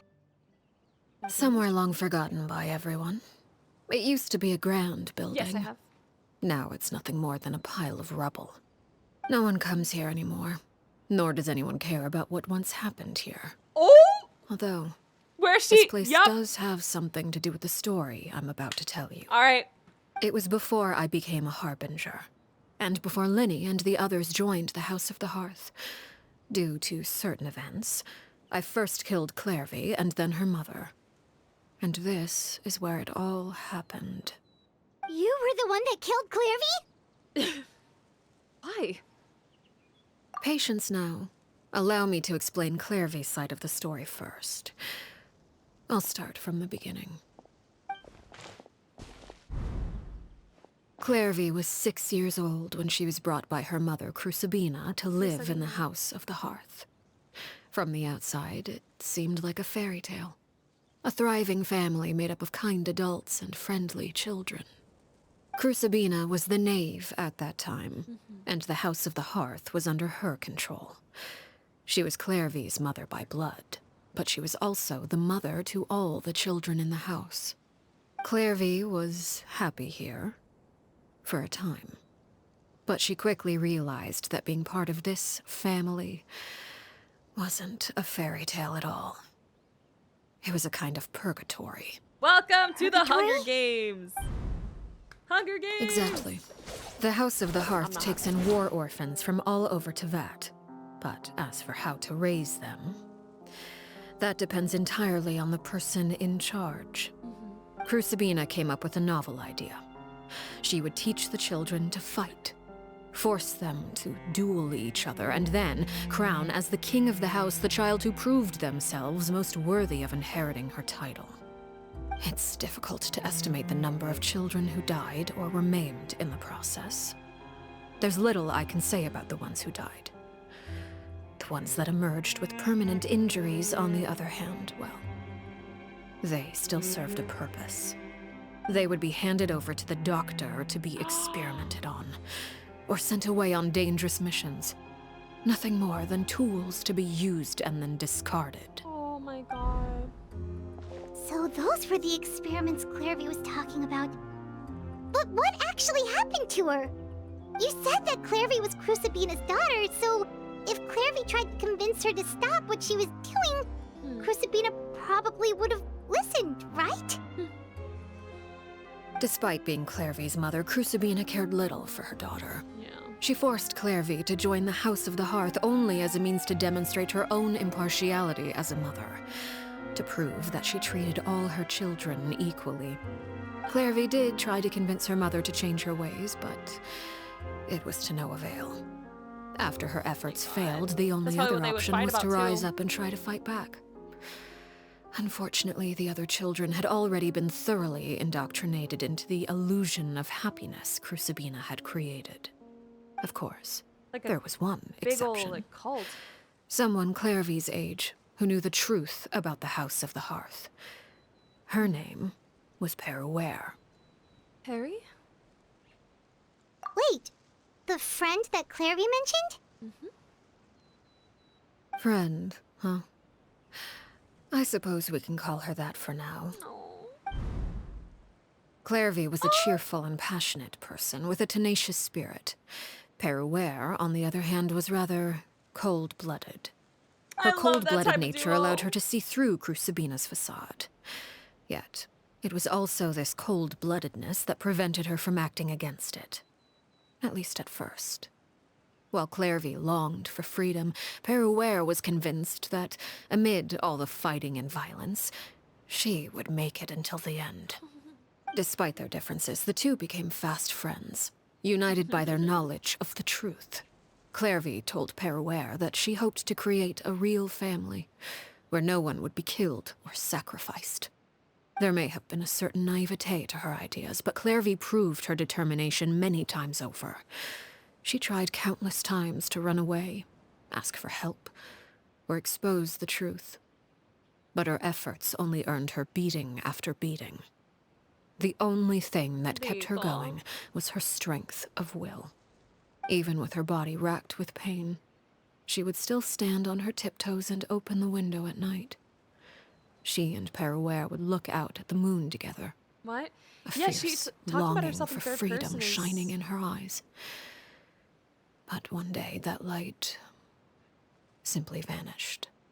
Oh no. What happened? Her hopelessness resulted from a culmination of things. 10 years had passed. 10 years worth of failure after failure. She and Peruere weren't children anymore, but finding any chance to escape still seemed as hopeless as ever. It was during this time that Peruere suggested a new plan. If escaping was out of the question, why not take down the very person sitting on top of this throne of lies? Mother herself. Clervie rejected that proposal. She claimed that, as a famous harbinger, Crucibina possessed an unimaginable amount of power. Trying to kill her would have an incredibly low chance of success. Clervie never gave another reason, but Peruere could see it written all over her face. Clervie still thought of Crucibina as her mother. Killing her own flesh and blood was a line she couldn't bring herself to cross. It's tough, like, no matter If what, she 'cause, like, couldn't you know, you have escape that feeling. and fight back, then only one option remained. Death. Precisely. Death was the only way that she felt she could be free. Oh my god. It happened during a duel. When she arrived at the dueling ring that day, her partner turned out to be none other than Peruere. The very person that had stood by her side all those years. It was a fierce battle. But ultimately, Clervie decided to let Peruere end her life. From that moment on, Peruere's journey was one written in flames. When the rain finally came and washed it all away, there she stood, the sole victor in Mother's endless game of slaughter. A trail of corpses strewn across her path to success. I wonder why it was a fierce battle if because it's sounding like she knew all along that she was just going to let herself die during this kind of duel. So her coming to the duel in the first place, I mean, was she really fighting for her life, or was she kind of, or was it being, because, like, Arlecchino said it was a tough duel. Like, it was tough, but is it tough as in, like, she just did not want to kill her? Like, she did not want to let, like, Clervie go out like this? Or, yeah, like, Clervie, yeah, because Clervie was probably faking it all, and Arlecchino wasn't trying to kill her. Oh, yeah, that's tougher than actually, like, battling to the death. Oh, my God. It was the very result she had predicted 10 years prior. That is really Even sad. then, she believed she would make it until the end. She wasn't surprised by the fact that she emerged as Mother's undisputed heir. Rather, her success left her with an inexplicable sense of restlessness. She was unsettled. And there was only one thing that could quell that sensation. Perhaps you two would like to take a guess as to what it was? Killing the person at the very top? Who's Sabina, you mean? But... Correct. This is the place where Peruere killed her best friend. A mere year later, this is also the place where she fought tooth and nail to kill the mother they shared. A year later? So it wasn't even immediately after like the battle. Like she was letting that rage get in her, like just eat her up. For a whole, oh my gosh. The moment she acted, any conception of what So she was was right training or since that day wrong for- I don't know, ceased to matter. It's one of the principles of the house. Only those who survive get to write the rules. There's a year's worth of rage is Peruere crazy. won the battle. Really more than if you think about it. And with became a everything else, but- harbinger herself. After which Her Majesty, the Tsaritsa, bestowed upon her a new name. Arlecchino. So the Perry Clervie was talking about... It was you all along. You're Peruere. Arlecchino is just a name you got later. This was your story just as much as Clervie's. I left that name behind long ago. I must say, hearing it now does bring back memories. The way I see it is, had they not given it their all, Mother would have punished them both. Oh, that's so true. And Clervie wanted to make sure Peruere was ready as well to become king. After I defeated Crucibina, the moniker of Mother died with her. I chose to forego the title she called herself and even chose to give up my own name. I rebuilt the House of the Hearth under a new identity. Not only as Arlecchino, but as father. And that is where the story ends. Any more questions? The Clervie we met, though. Who is she exactly? Yeah. Based on what you just told us, Clervie wasn't a little kid when she was killed. So the Clervie we met... It does sound like she's Was gonna she cry. really a spirit at all? Like, wait, she has the emotion. I suppose still you could there. call her an illusion born of flame. Her existence is like ashes to a fire. Something left over in the wake of blaze and Imagine ruin. if the knave, like, You created her see, by accident because she a missed her so certain much or something. power runs through my veins. Oh! It's not unlike a curse. My flames leave behind shadows of anything they consume. Of course, the chances of those shadows morphing into a sentient entity are exceedingly slim. I literally just said that! Clervie is a very special case.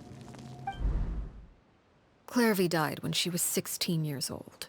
But what emerged from the flames was her 6-year-old self. Her appearance wasn't the only thing affected. Most of her memories were lost to the blaze as well. Oh my god. Memory is a mysterious thing indeed. Losing a portion of your memories will alter your sense of self. Lose 10 years' worth, however, and it would be like living in the past. Like returning to a version of yourself that never grew up. Yeah, No wonder man. Paimon got such a weird feeling when we were talking to her. Perhaps I should put it this way. Clervie is someone trapped in time. It may seem like she exists with us in the present, but she truly lives in the confines of her own past. So if all of that is true, then you must have known about Clervie for a long time. Indeed. She's a rather volatile and unstable entity. Sometimes she would look after the children. She's even saved some of their lives. But other times, A glitch in she the would system, hide like- from me and become obsessed with revealing the truth about the house to anyone who will listen. Shadows don't have the capacity to learn or grow. Any new information they encounter is quickly forgotten over time. Oh god. Your attempts to expose Clervie to sunlight. They failed, yes? The reason is actually quite simple. In Clervie's mind, the house is impossible to escape. And it is this very perception that traps her there. But no matter. All I have to do is kill her again, and all will be resolved. I don't anticipate so much as a single speck of ash will be left behind this time. You're killing your bestie again, bro. Wait! Are you serious? I can understand why you might want her gun, but isn't there another way? So what if she's trapped in her 6-year-old self? She's still your friend. At least talk to her first. Bro! It's too late for that. Do not She let broke her the go. rules, and now she must be punished. Oh my god! That goes for Filial and Nentoy as well. She's had quite the effect on them. I hope you understand. The difference between Crucibina and myself lies in our formulation of the rules, not our policy for enforcing them. Upholding the rules without question is a trait we both share. Because that is how a household should be run. This is giving me like flashbacks because you just see how like straightforward she just says this. Like it's just chill, like we're just talking about our day, the weather. And it gives me like flashbacks to back in the Archon quest when we were talking about Focalors. Talking about Freminet. So anyway, I cursed her. Like, oh, okay, oh. Is this really what you want to do? You spoke. Whatever could you mean? Don't you want to say a proper goodbye at least? Yeah, seriously. Seriously.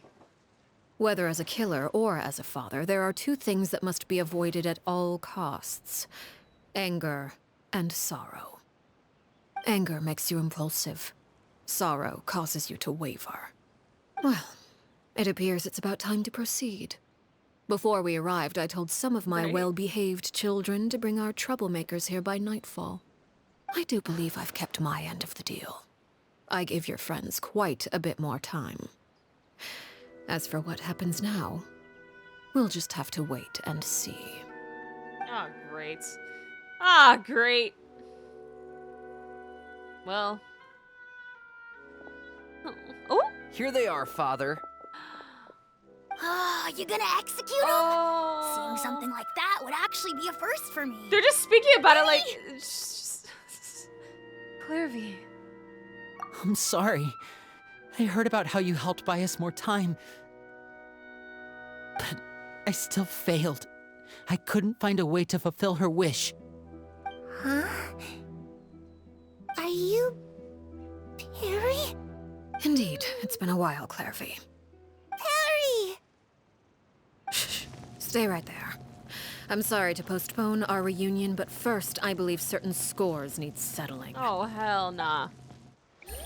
Oh, nah! Father, let me explain. Out of my way. Father! You chose to conceal a threat to the house.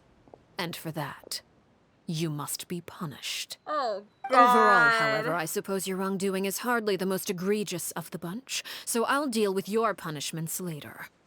As for right now, the more pressing concerns are the traitors among us. By traitors? Do you mean us? Father, let me explain. We didn't mean to... Fultz, why don't you share what you heard? Yes, Father. Secret Midnight Meeting number 3. Participants, Filial, Nantoy, Sato, Toddy. Nantoy clearly said, if only Father wasn't the one who took us in. Sato added, I'm sick of this life. I just want to live as a normal person. Filial was the worst of them all. She called us crazies and said a bunch of mean things about Father. Oh my I did God. not! You're Right. lying! Freaking Fultz snitch. is trying to frame us. Snitch! It's not like I'm the only one who heard those things. Oh. After that, you and Snitch Toddy is- and a bunch of other people started talking about Clervie. You were using all those things Clervie brought up as an excuse to question Father. We're birds locked in a cage. The only way out is to destroy it. Oh, shit. No. That's what you said, wasn't it? You little. You just want me gone, don't you? What did I ever do to you, huh? And you, Chapleau, have you forgotten who stood by your sickbed, watched over you, and changed your dressings? Come on, let's hear it then. What's your reason for all this?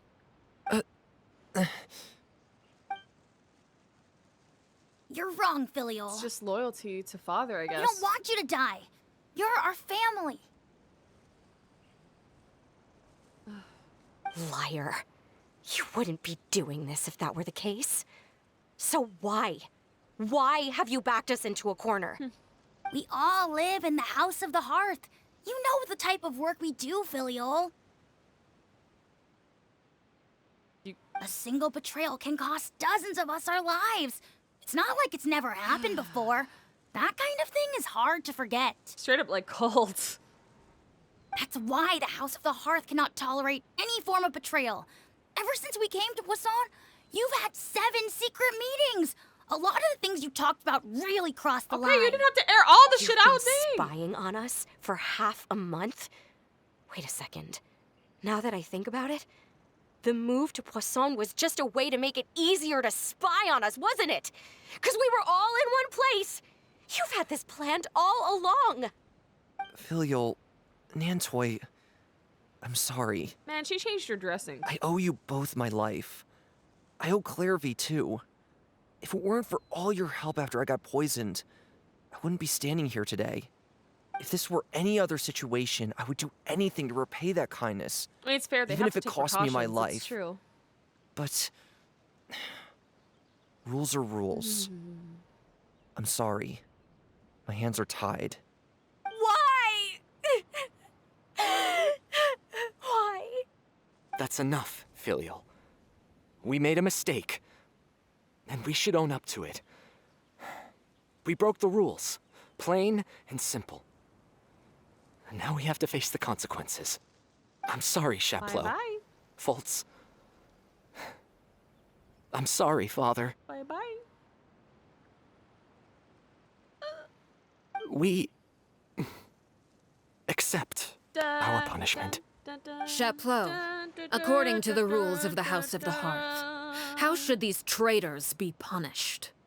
All those who betray the house pay with their lives. And so it shall be. When the time comes. When the time comes. Wait, remember what she said, when the time comes. That's up to Traveler. Father, please wait! Something you want to say, Lyney? Please reconsider, Father. What Filial and the others did, does it really count as betrayal? We all come from broken families. From the very first day we joined the House of the Hearth, we wanted nothing more than to make it a real home. But the truth is, none of us know what a real home should look like. I'm not saying I have all the answers. All I know is this. Killing Filial and the others may uphold the rules, but doing so will only bring us further away from being a real family than we've ever been.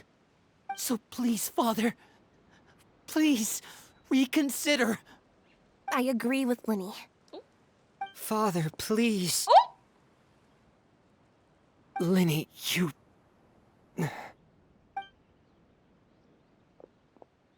I also agree with Lyney. Oh, Chapleau. Oh.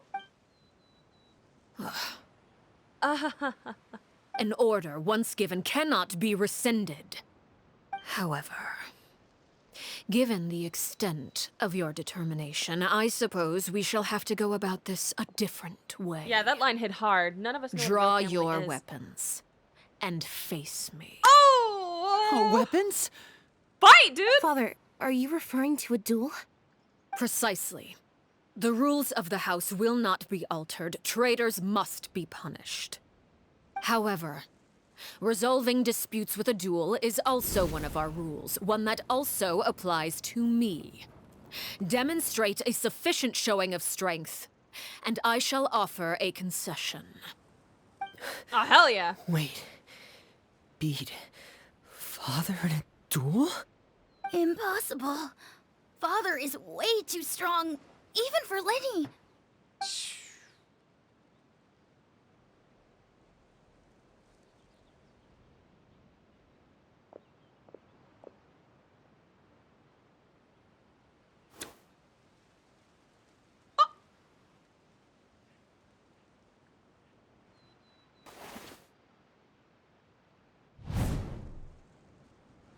Let's go!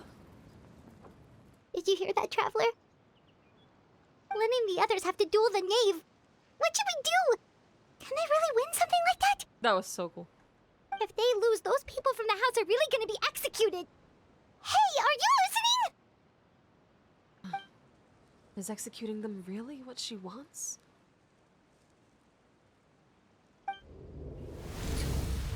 Don't you want to say a proper goodbye at least? Anger makes you impulsive. Sorrow causes you to waver. Back then, she never actually answered my question. But that makes the answer pretty obvious, doesn't it? Oh, looking at that expression on her face, she seems really serious about this. Guess that means there's no chance she's throwing the duel on purpose, that's huh? hot. Look at that. Look, you gotta see this in its full glory. You're like, wow.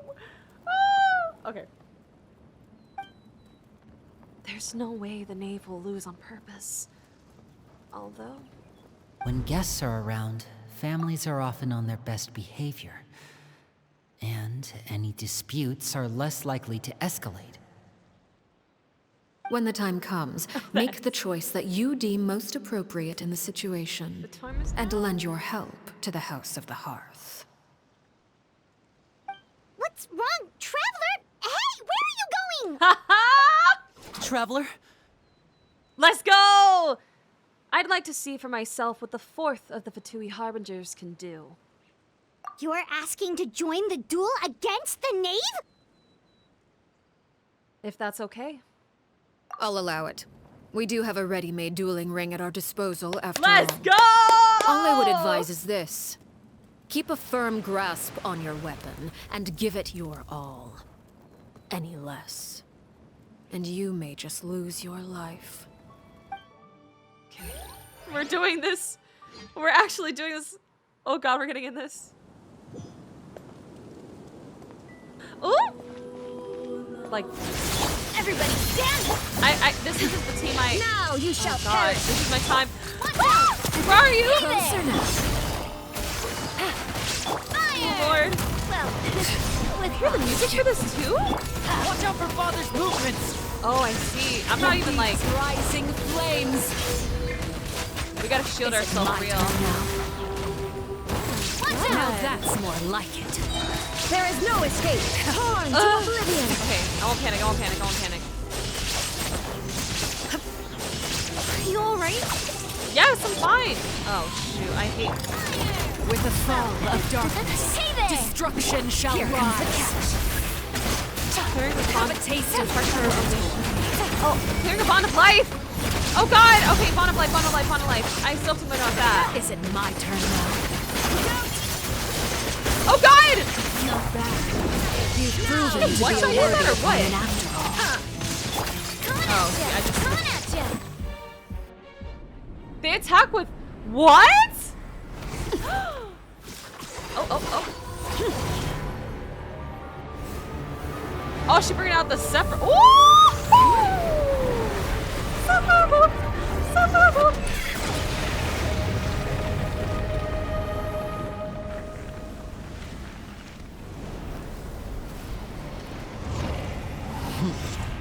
Center of two worlds.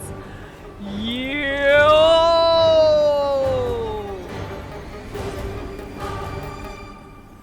Oh shit! Okay, hold on. Wow, I got so distracted. My blade is all Wow. that remains.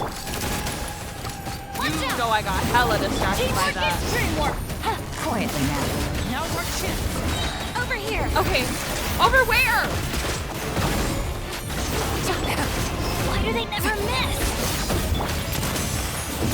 Oh my lord. Umbrella warfare, I guess. It's like a time, yeah. It's only the beginning. Oh my lord. There is no escape. Watch out for father's...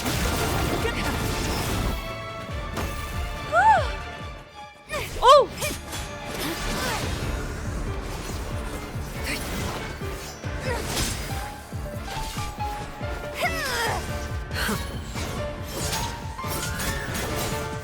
The arrows and everything. Oh my god, that's scythe! Freminet! Freminet! Oh, oh, oh! You should know better than to crowd in one place.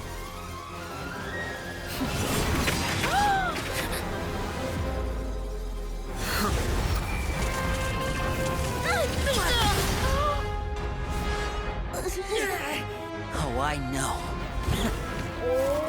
Oh, no way! I'm sorry, father!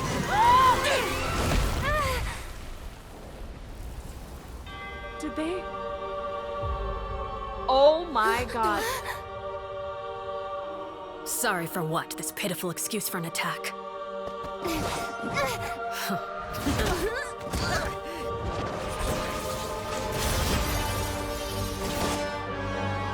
Oh my god. Oh. Oh, she has everybody!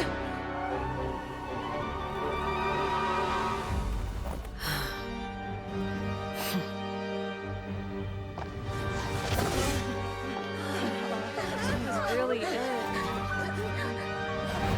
Father, no! Oh my god!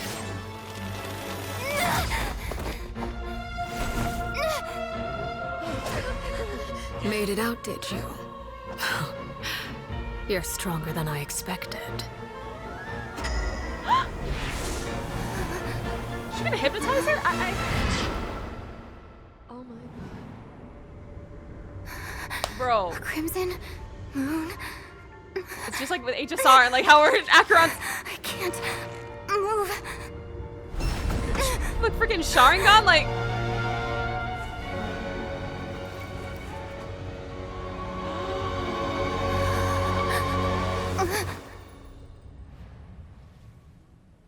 No way.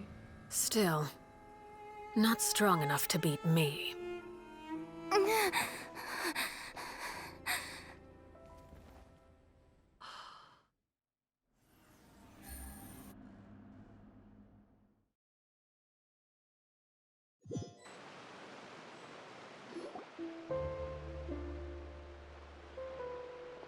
No way.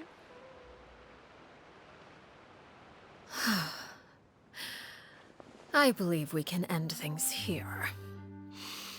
It's not often that we get to enjoy the company of guests, after all. What? We wouldn't want things to get too out of hand. You just gave them the fear?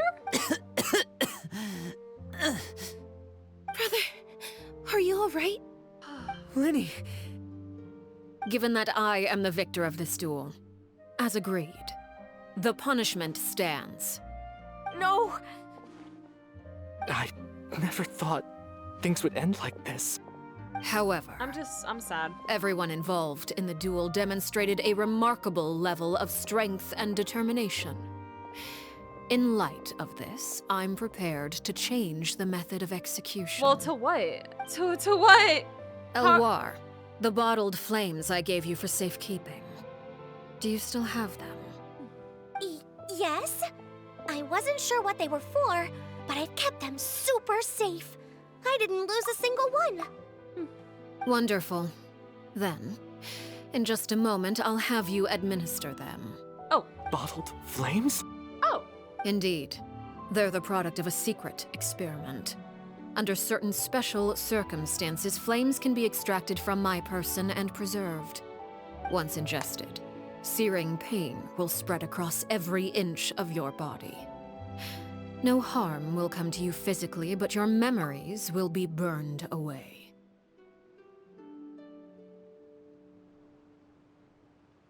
Okay.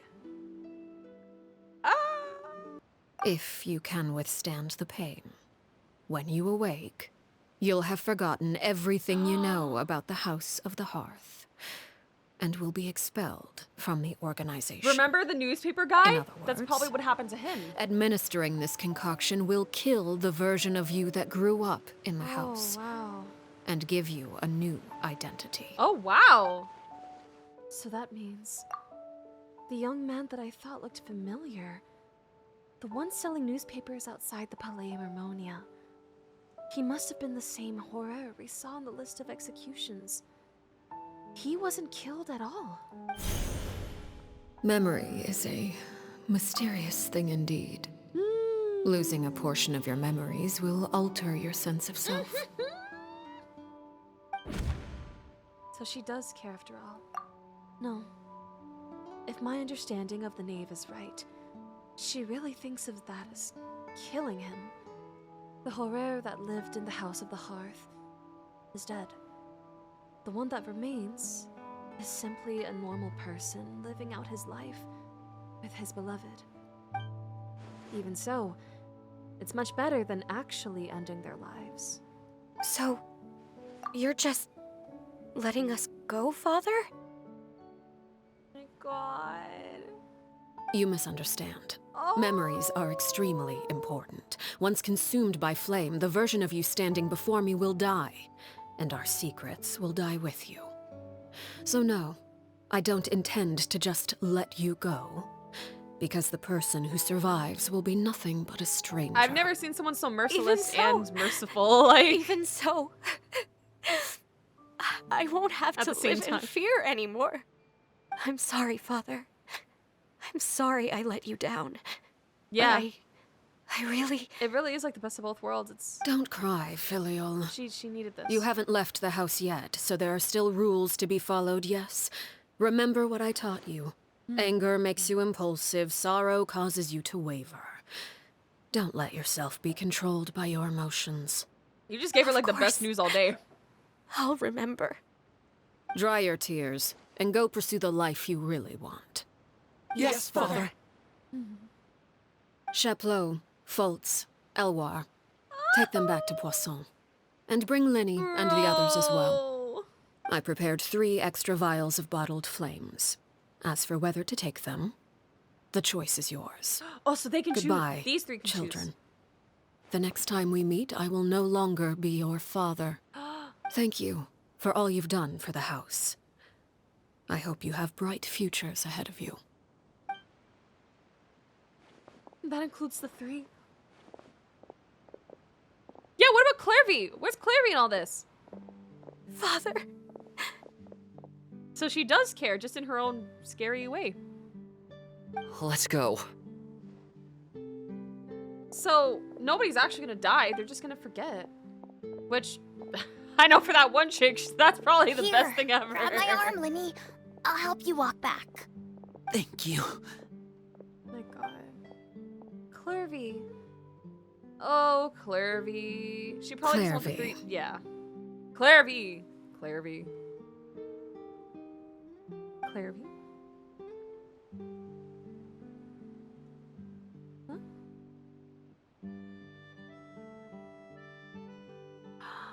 Is she gonna Can we talk now? I've been waiting for a super long time. Oh, I thought they were conversing You really the entire are, time. Perry, aren't you? I haven't seen you in so long. How come you're all grown up? Wait, did I somehow travel to the future on accident? Or am I dreaming? What a long dream. Neither. She's gonna You kill died, you. Clervie. That's what happened. Again. You could have at least sugarcoated it a little. Oh, she's so speechless. If this really is Clervie's younger self, then I would say she's probably had enough lies. Oh. Okay then. Huh? That's it? You accepted it just like that? Yep. If that's what Perry says happened, then I believe her. Perry wouldn't lie to me. Plus, I don't really need to know why I'm like this. She's gonna forget it anyway, I'm right? more curious Arlecchino about what said. happens in the future. If you're a harbinger now, Perry, That means Mother is gone, isn't she? Can you tell me about it? I want to know what happened to her. And to me. You never stopped trying to defy fate. At first, no one believed you. You could only vent your frustrations to the moon. Yeah. In fact, you often sought comfort in the night sky. You wanted to see the aurora, so one night we promised each other we would go to Snezhnaya to see it together.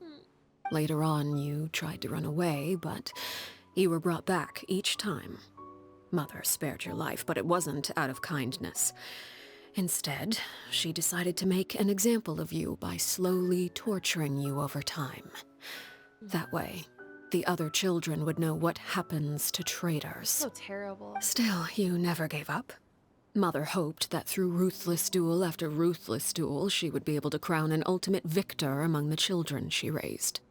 But you called on everyone to unite, to fight to a draw in order to reduce casualties. Your efforts may have only delayed the inevitable, but still. You gave them hope. You tried everything you could think of, but every attempt ended in failure.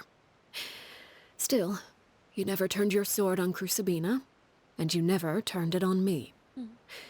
On that gloomy day, you told me, "For the last 16 years of my life, I've done everything I can to fight for freedom. But now, I realize that the only freedom I truly possess is the freedom to choose to die."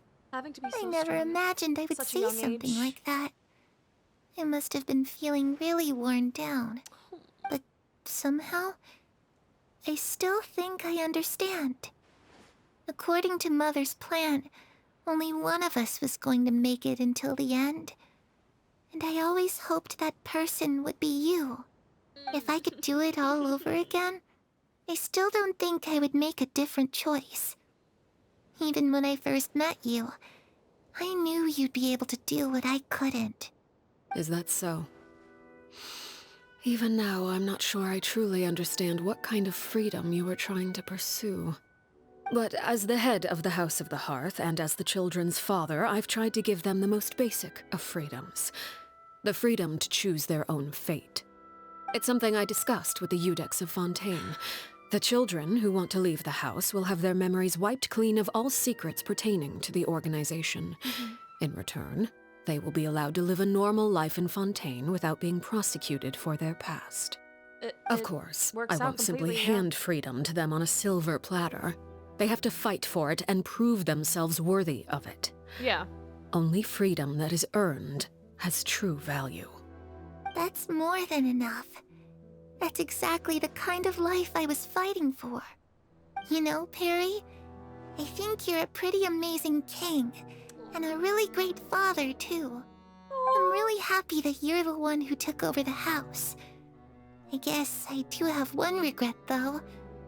I still haven't seen the outside world. She never got to see the aurora.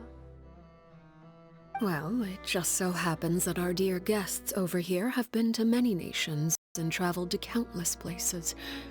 Perhaps they would be willing to tell you what the outside world is like.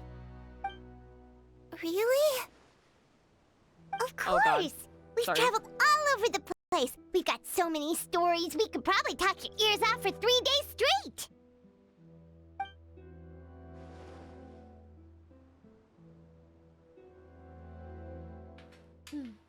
Let's talk about the land of Animo. Nation of Freedom. Geo, Nation of Contracts. Electro, Nation of Eternity. Or the land of Dendro, Nation of Wisdom. You know, Alright, let's see it. I used to dream of being a bard. Playing the lute while singing into the winds of freedom. Even if there was no one there to listen, I would have continued to sing no matter what.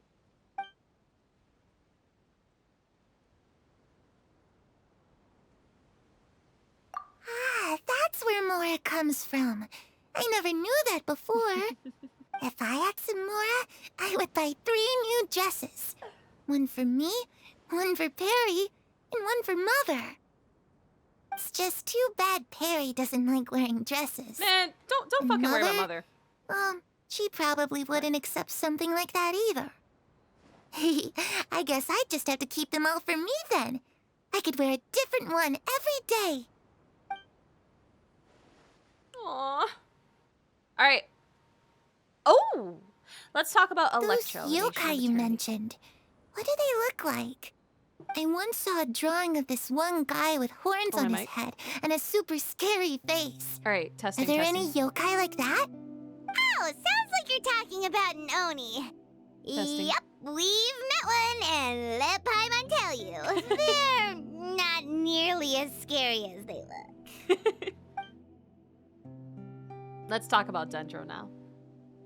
I was always too afraid to skip Mother's fighting lessons. But at the academia, I bet you could do all sorts of secret things in class. Things that have nothing to do with studying. I'm just kidding. Being able to study whatever you want without having to fear for your life actually sounds pretty great. We're just telling her about all the things she never got to have. Ooh. Yes, the conversation returns to Fontaine. The situation was super dangerous. Lyney and Lynette were accused of committing a crime, and they were going to have to stand trial at the Opera Epicles. Oh no, that must have been hard for all of you. What happened next? Don't worry, we were able to turn the situation around super quickly. Thanks to Detective not her Paimon, bringing of that course. humbler ass mustache How'd you thing do back. that? Come on, tell me. Okay, so it was like this. After the failed magic show, we rushed to the scene and... Clervie is listening really intently to Paimon's story about her time in Fontaine. She seems really happy, like all her troubles have been forgotten. Maybe this is the first time she's ever been able to truly relax. But I'm not sure how long this moment can last. Shadows don't have the capacity to learn or grow. Yeah. Any new information they encounter is quickly forgotten over time.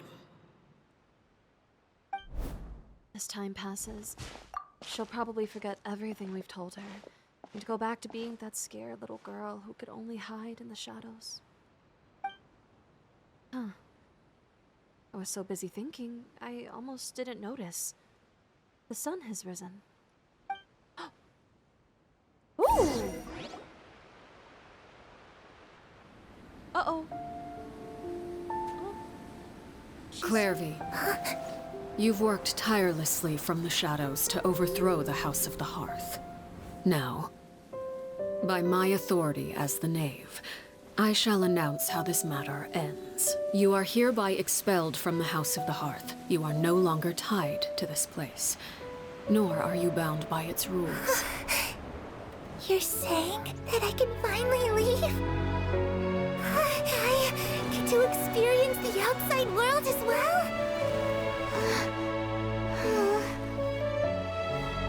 Oh, I almost forgot. There's no getting older for me. Still, seeing who you grew up to be makes me really happy, Parallel. Take care of yourself. Goodbye. May we meet again someday.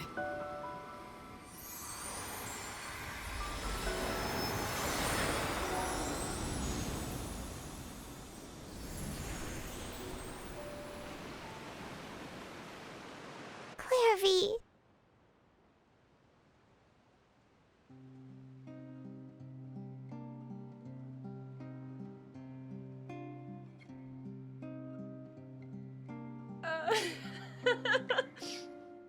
You see how, like, that is the first time I've ever heard her. May we meet again someday? She has the attachment, man. She misses her. Like, that's how you know she has a soul. Like, I mean, she did have a soul. Like, she always has, but she may not be the most morally good person, but, like, she really is good just in her own scary way, and she loves Clervie. That's how you know when she loves someone. Oh my god. Thank you guys, by the way. She left so soon. Paimon didn't even get to finish her story. So you have to distract her so she can be able to Bendito. I also have certain sentiments left See, unsaid. she misses her. I wanted to tell her that the aurora I saw in Snezhnaya was just as beautiful as the ones in the pictures. She has a heart. That's how you know she has a heart. But a shadow's memories reset at dawn. Had we delayed any longer, we wouldn't have had the time to say goodbye. That's true. Whatever regrets may linger, let them be lost to the coming of a new day. Father? Oh? You good? Oh, still from It's yesterday. Lyney! Hey, Lyney! Oh. Did he take it? What is he doing back here? Let's go check it out. Did he take the...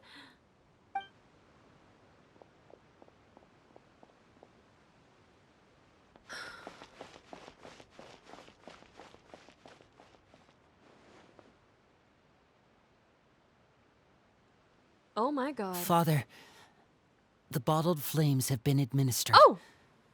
Filial and the others have left the house. And you? What have you decided? What have you decided? And the other... Thank you for giving us that choice, Father. But we never wanted to leave the house. It's the only home we've ever known. Lynette and Freminet feel the same way. They're recuperating back at the Hotel Bouffe d'été. But I decided to come back and tell you where we stood. I'm sure you're well aware of the expectations I have for you. I want you to follow in my footsteps it is and Lyney become after all. the next king of the house. Like the next king. Oh. Yet you seem to have different ideas. I must admit, I'm rather surprised by your decision to stay. There's nothing wrong with choosing to live a quiet life. Leading this organization is a heavy responsibility. One not so easily carried by someone forced onto the throne. I just never understood what you saw in me. What made you believe I was deserving of that throne? You're a trickster. You're brave, talented, and, most importantly, you cherish your family. You would do anything to protect them, even if it costs you your life.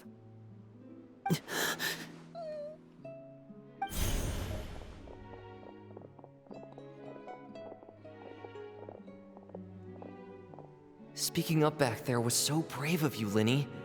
It's all thanks to you that we were able to convince Father to back down. It's true. He was the first to stand up to Father. You're a hero, Lyney.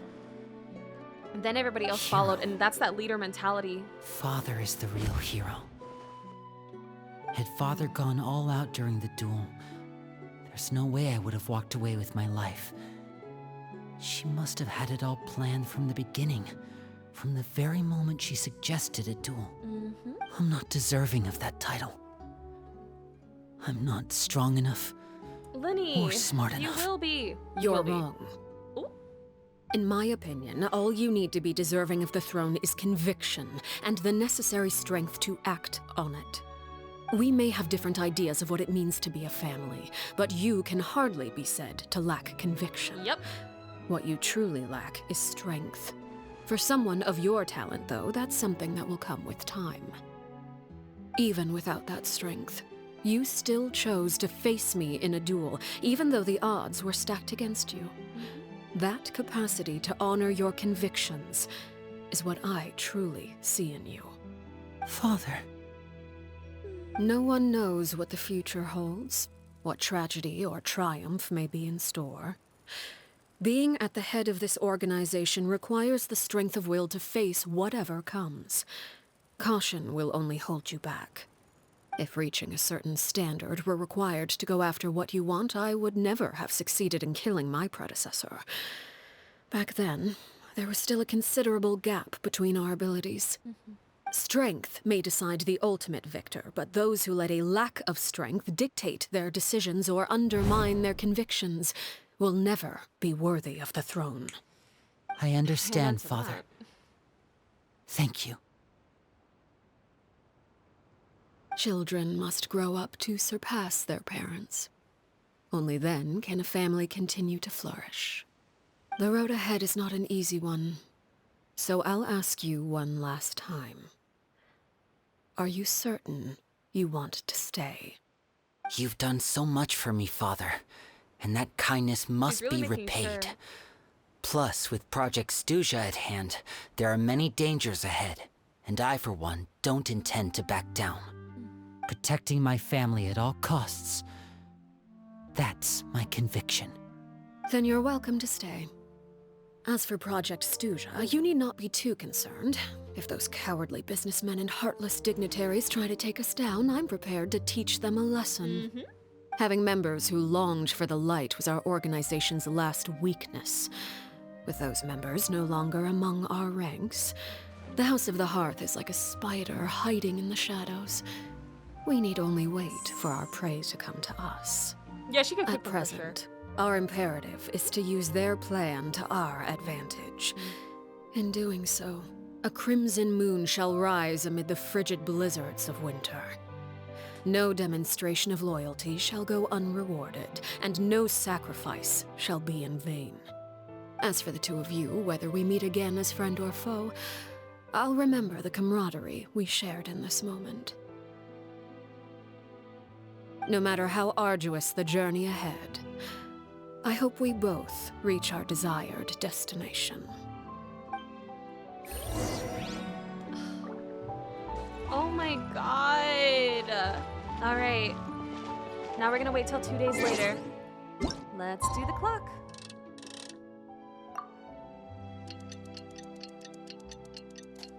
I feel like singing the song again because like this always makes me think of that one song. ASAP, baby. Hurry up, don't be lazy. Okay, I'm gonna stop. Let's see what happens 2 days later. I wonder. Didn't Lyney say that Lynette and Freminet were recovering at the hotel Oh, was I booth glitching? pay? Hope not. Oh, Paimon wonders how they're doing. Maybe we should go check on them. Oh, yeah. All right, let's go see them. Let's see how they're doing now. Let's see if we end up catching any of the members that left. Oh, yeah, the origins of the curse and stuff. Oh! Hey, friends. Hello. Lynette, Freminet, how are you feeling? Much better. That's good. They're healed up. Whew, what a relief. What about you? Are you feeling all right? There's no need to worry. I'm right as rain. I knew you'd come out unscathed. Us, on the other hand, well, we've been bedridden for 2 days. Oh. I couldn't even turn over. Oh, God. Oh, and I wanted to ask, is Clervie gone? Lyney and the other members have left Poisson and returned to the House of the Hearth. According to him, there haven't been any more sightings of a spirit roaming the house. We bid her farewell under a blanket of sunlight. Her wish has been fulfilled. I see. I'm glad. Father came to check up on us 2 days ago and told us about what happened with Crusabina and Clervie. Actually, I've met Crusabina before. You what? Huh? Pause. Wait, what? How? You've met the former knave? Was that also something that like Crusabina died a year after Clervie. Arlecchino just manifested? It was during the year between their deaths that I joined the House of the Hearth. Oh! Crusabina had an extremely cruel and radical way of doing things. What? While she was alive, the atmosphere in the house was suffocating.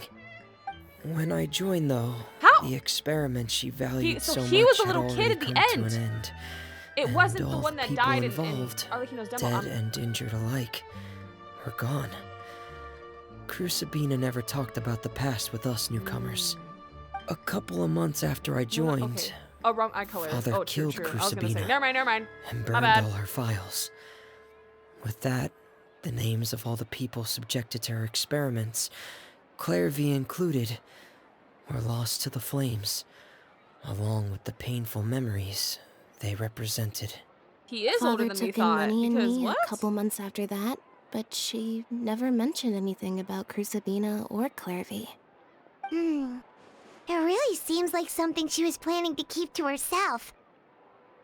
The last time you talked to her, did she mention why she kept it a secret for so long? Because he wanted to spend as little time as possible in the house. She said she didn't want us to be affected by the darkness of the past. Makes sense why he took him She was diving. worried we'd develop a false sense of gratitude towards her if we knew about it. The foundation of a family should be free of any corrupting influence. Whatever happened in the past, it has nothing to do with who we are now. And that's what Father told us in the end. But I still thanked her for everything. Wow. It was only after hearing about what Crucibina did that I finally realized how insignificant our lives could have been. The members of the house meant nothing to her. To say that she valued them in any way, even just as a tool, would probably be giving her too much credit. If Father hadn't taken over the House of the Hearth, I probably would have already... Don't think about that. She saved you in the end. Father rarely brings up the Wow. fact that she saved us. She doesn't believe that being indebted to her should be what ties us together. Why is it But deleting YouTube comments randomly? even if we didn't owe her anything, we would still choose to stay. Because this is our home. We may have arguments or times when we feel wronged. Some people may even choose to leave. But as long as Father is here, we will always have a home.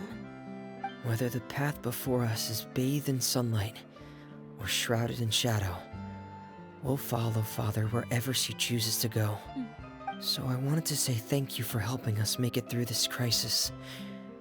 Without your help, we could have lost a lot more along the way. Oh, we didn't do anything, really. Just invite us back as guests and we'll call it even. Of course. You're welcome anytime. Aww. Are Filial and Nantoy okay? Imagine we see them just walking. I actually saw them at a cafe this morning. Aww. They didn't recognize me. From what I could tell, they were drinking coffee and talking about one of the operas that started running recently. Living a regular life. They Oh, seemed good for them. happy. If I had to take a guess, I would say they finally found the kind of life they always wished for. Good for them. Oh, wow, man. Oh my god. What a quest. That was such a beautiful quest, man. That was such a good quest. Who was saying that it was gonna be like 5 to 6 hours? I was like, wait a minute. That was not 5 to 6 hours. No, that's like Archon quest level. No, that was really, really nice. Arlecchino, man. Arlecchino, I respect her. I fear her. Truly, like, honestly, how like a lot of people would feel about a god, if that makes sense, but not to compare. Like, but Arlecchino is definitely goated. And more caring than I ever would have thought. But still, don't mistake her for the greatest person in the world, because she still has her, she still ain't afraid to lay down the, not even the law, because it's not like the law, to lay down the crime. But, let me stop. No, that's freaking crazy, though. I genuinely, oh, Clervie. I always feel teary. I always feel, like, sad when I see things happen with, like, kids. And so much of that has happened in Genshin, so I'm just kind of like, but, wow, thank you guys so much. Seriously, yeah, I love voicing these quests and just, like, really going through them in general. There definitely is so much lore with Arlecchino, and yeah, that's true, kind of on par with, like, the Archons and stuff like that, and oh my god, and, like, again, like, there's Neuvillette as well, who also has a lot of, like, lore, and I'm so glad to see him back. I didn't expect Tartaglia to be in this quest, but truly, this has been a really nice quest. I really liked it. And I was very immersed. But of course, feel free to let me know how you liked this quest. How do you feel? How do you feel about Arlecchino, like before versus after doing this? Have you learned more about her? Is she still kind of like mysterious to you? I mean, I've learned a lot about her after this, but of course, there's always going to be more than meets the eye. But at least she told us more than we've ever known. She actually opened up a little bit, so that's crazy. So props to father, props to the kids. Or, I mean, now that I know that freaking Freminet is way older than we expected. And yeah, I still want to know the bits on her glitching as well. That was really cool. Just seeing, like, is this some, like, type of Acheron situation for those who play Honkai Star Rail? But let me know how you feel about it in the comments. How do you feel about this story quest? I loved it. And of course, if you like videos like these and want to see more, don't forget to like, subscribe, and to click the bell for notifications. Thank you so much and see you next time. Bye, YouTube!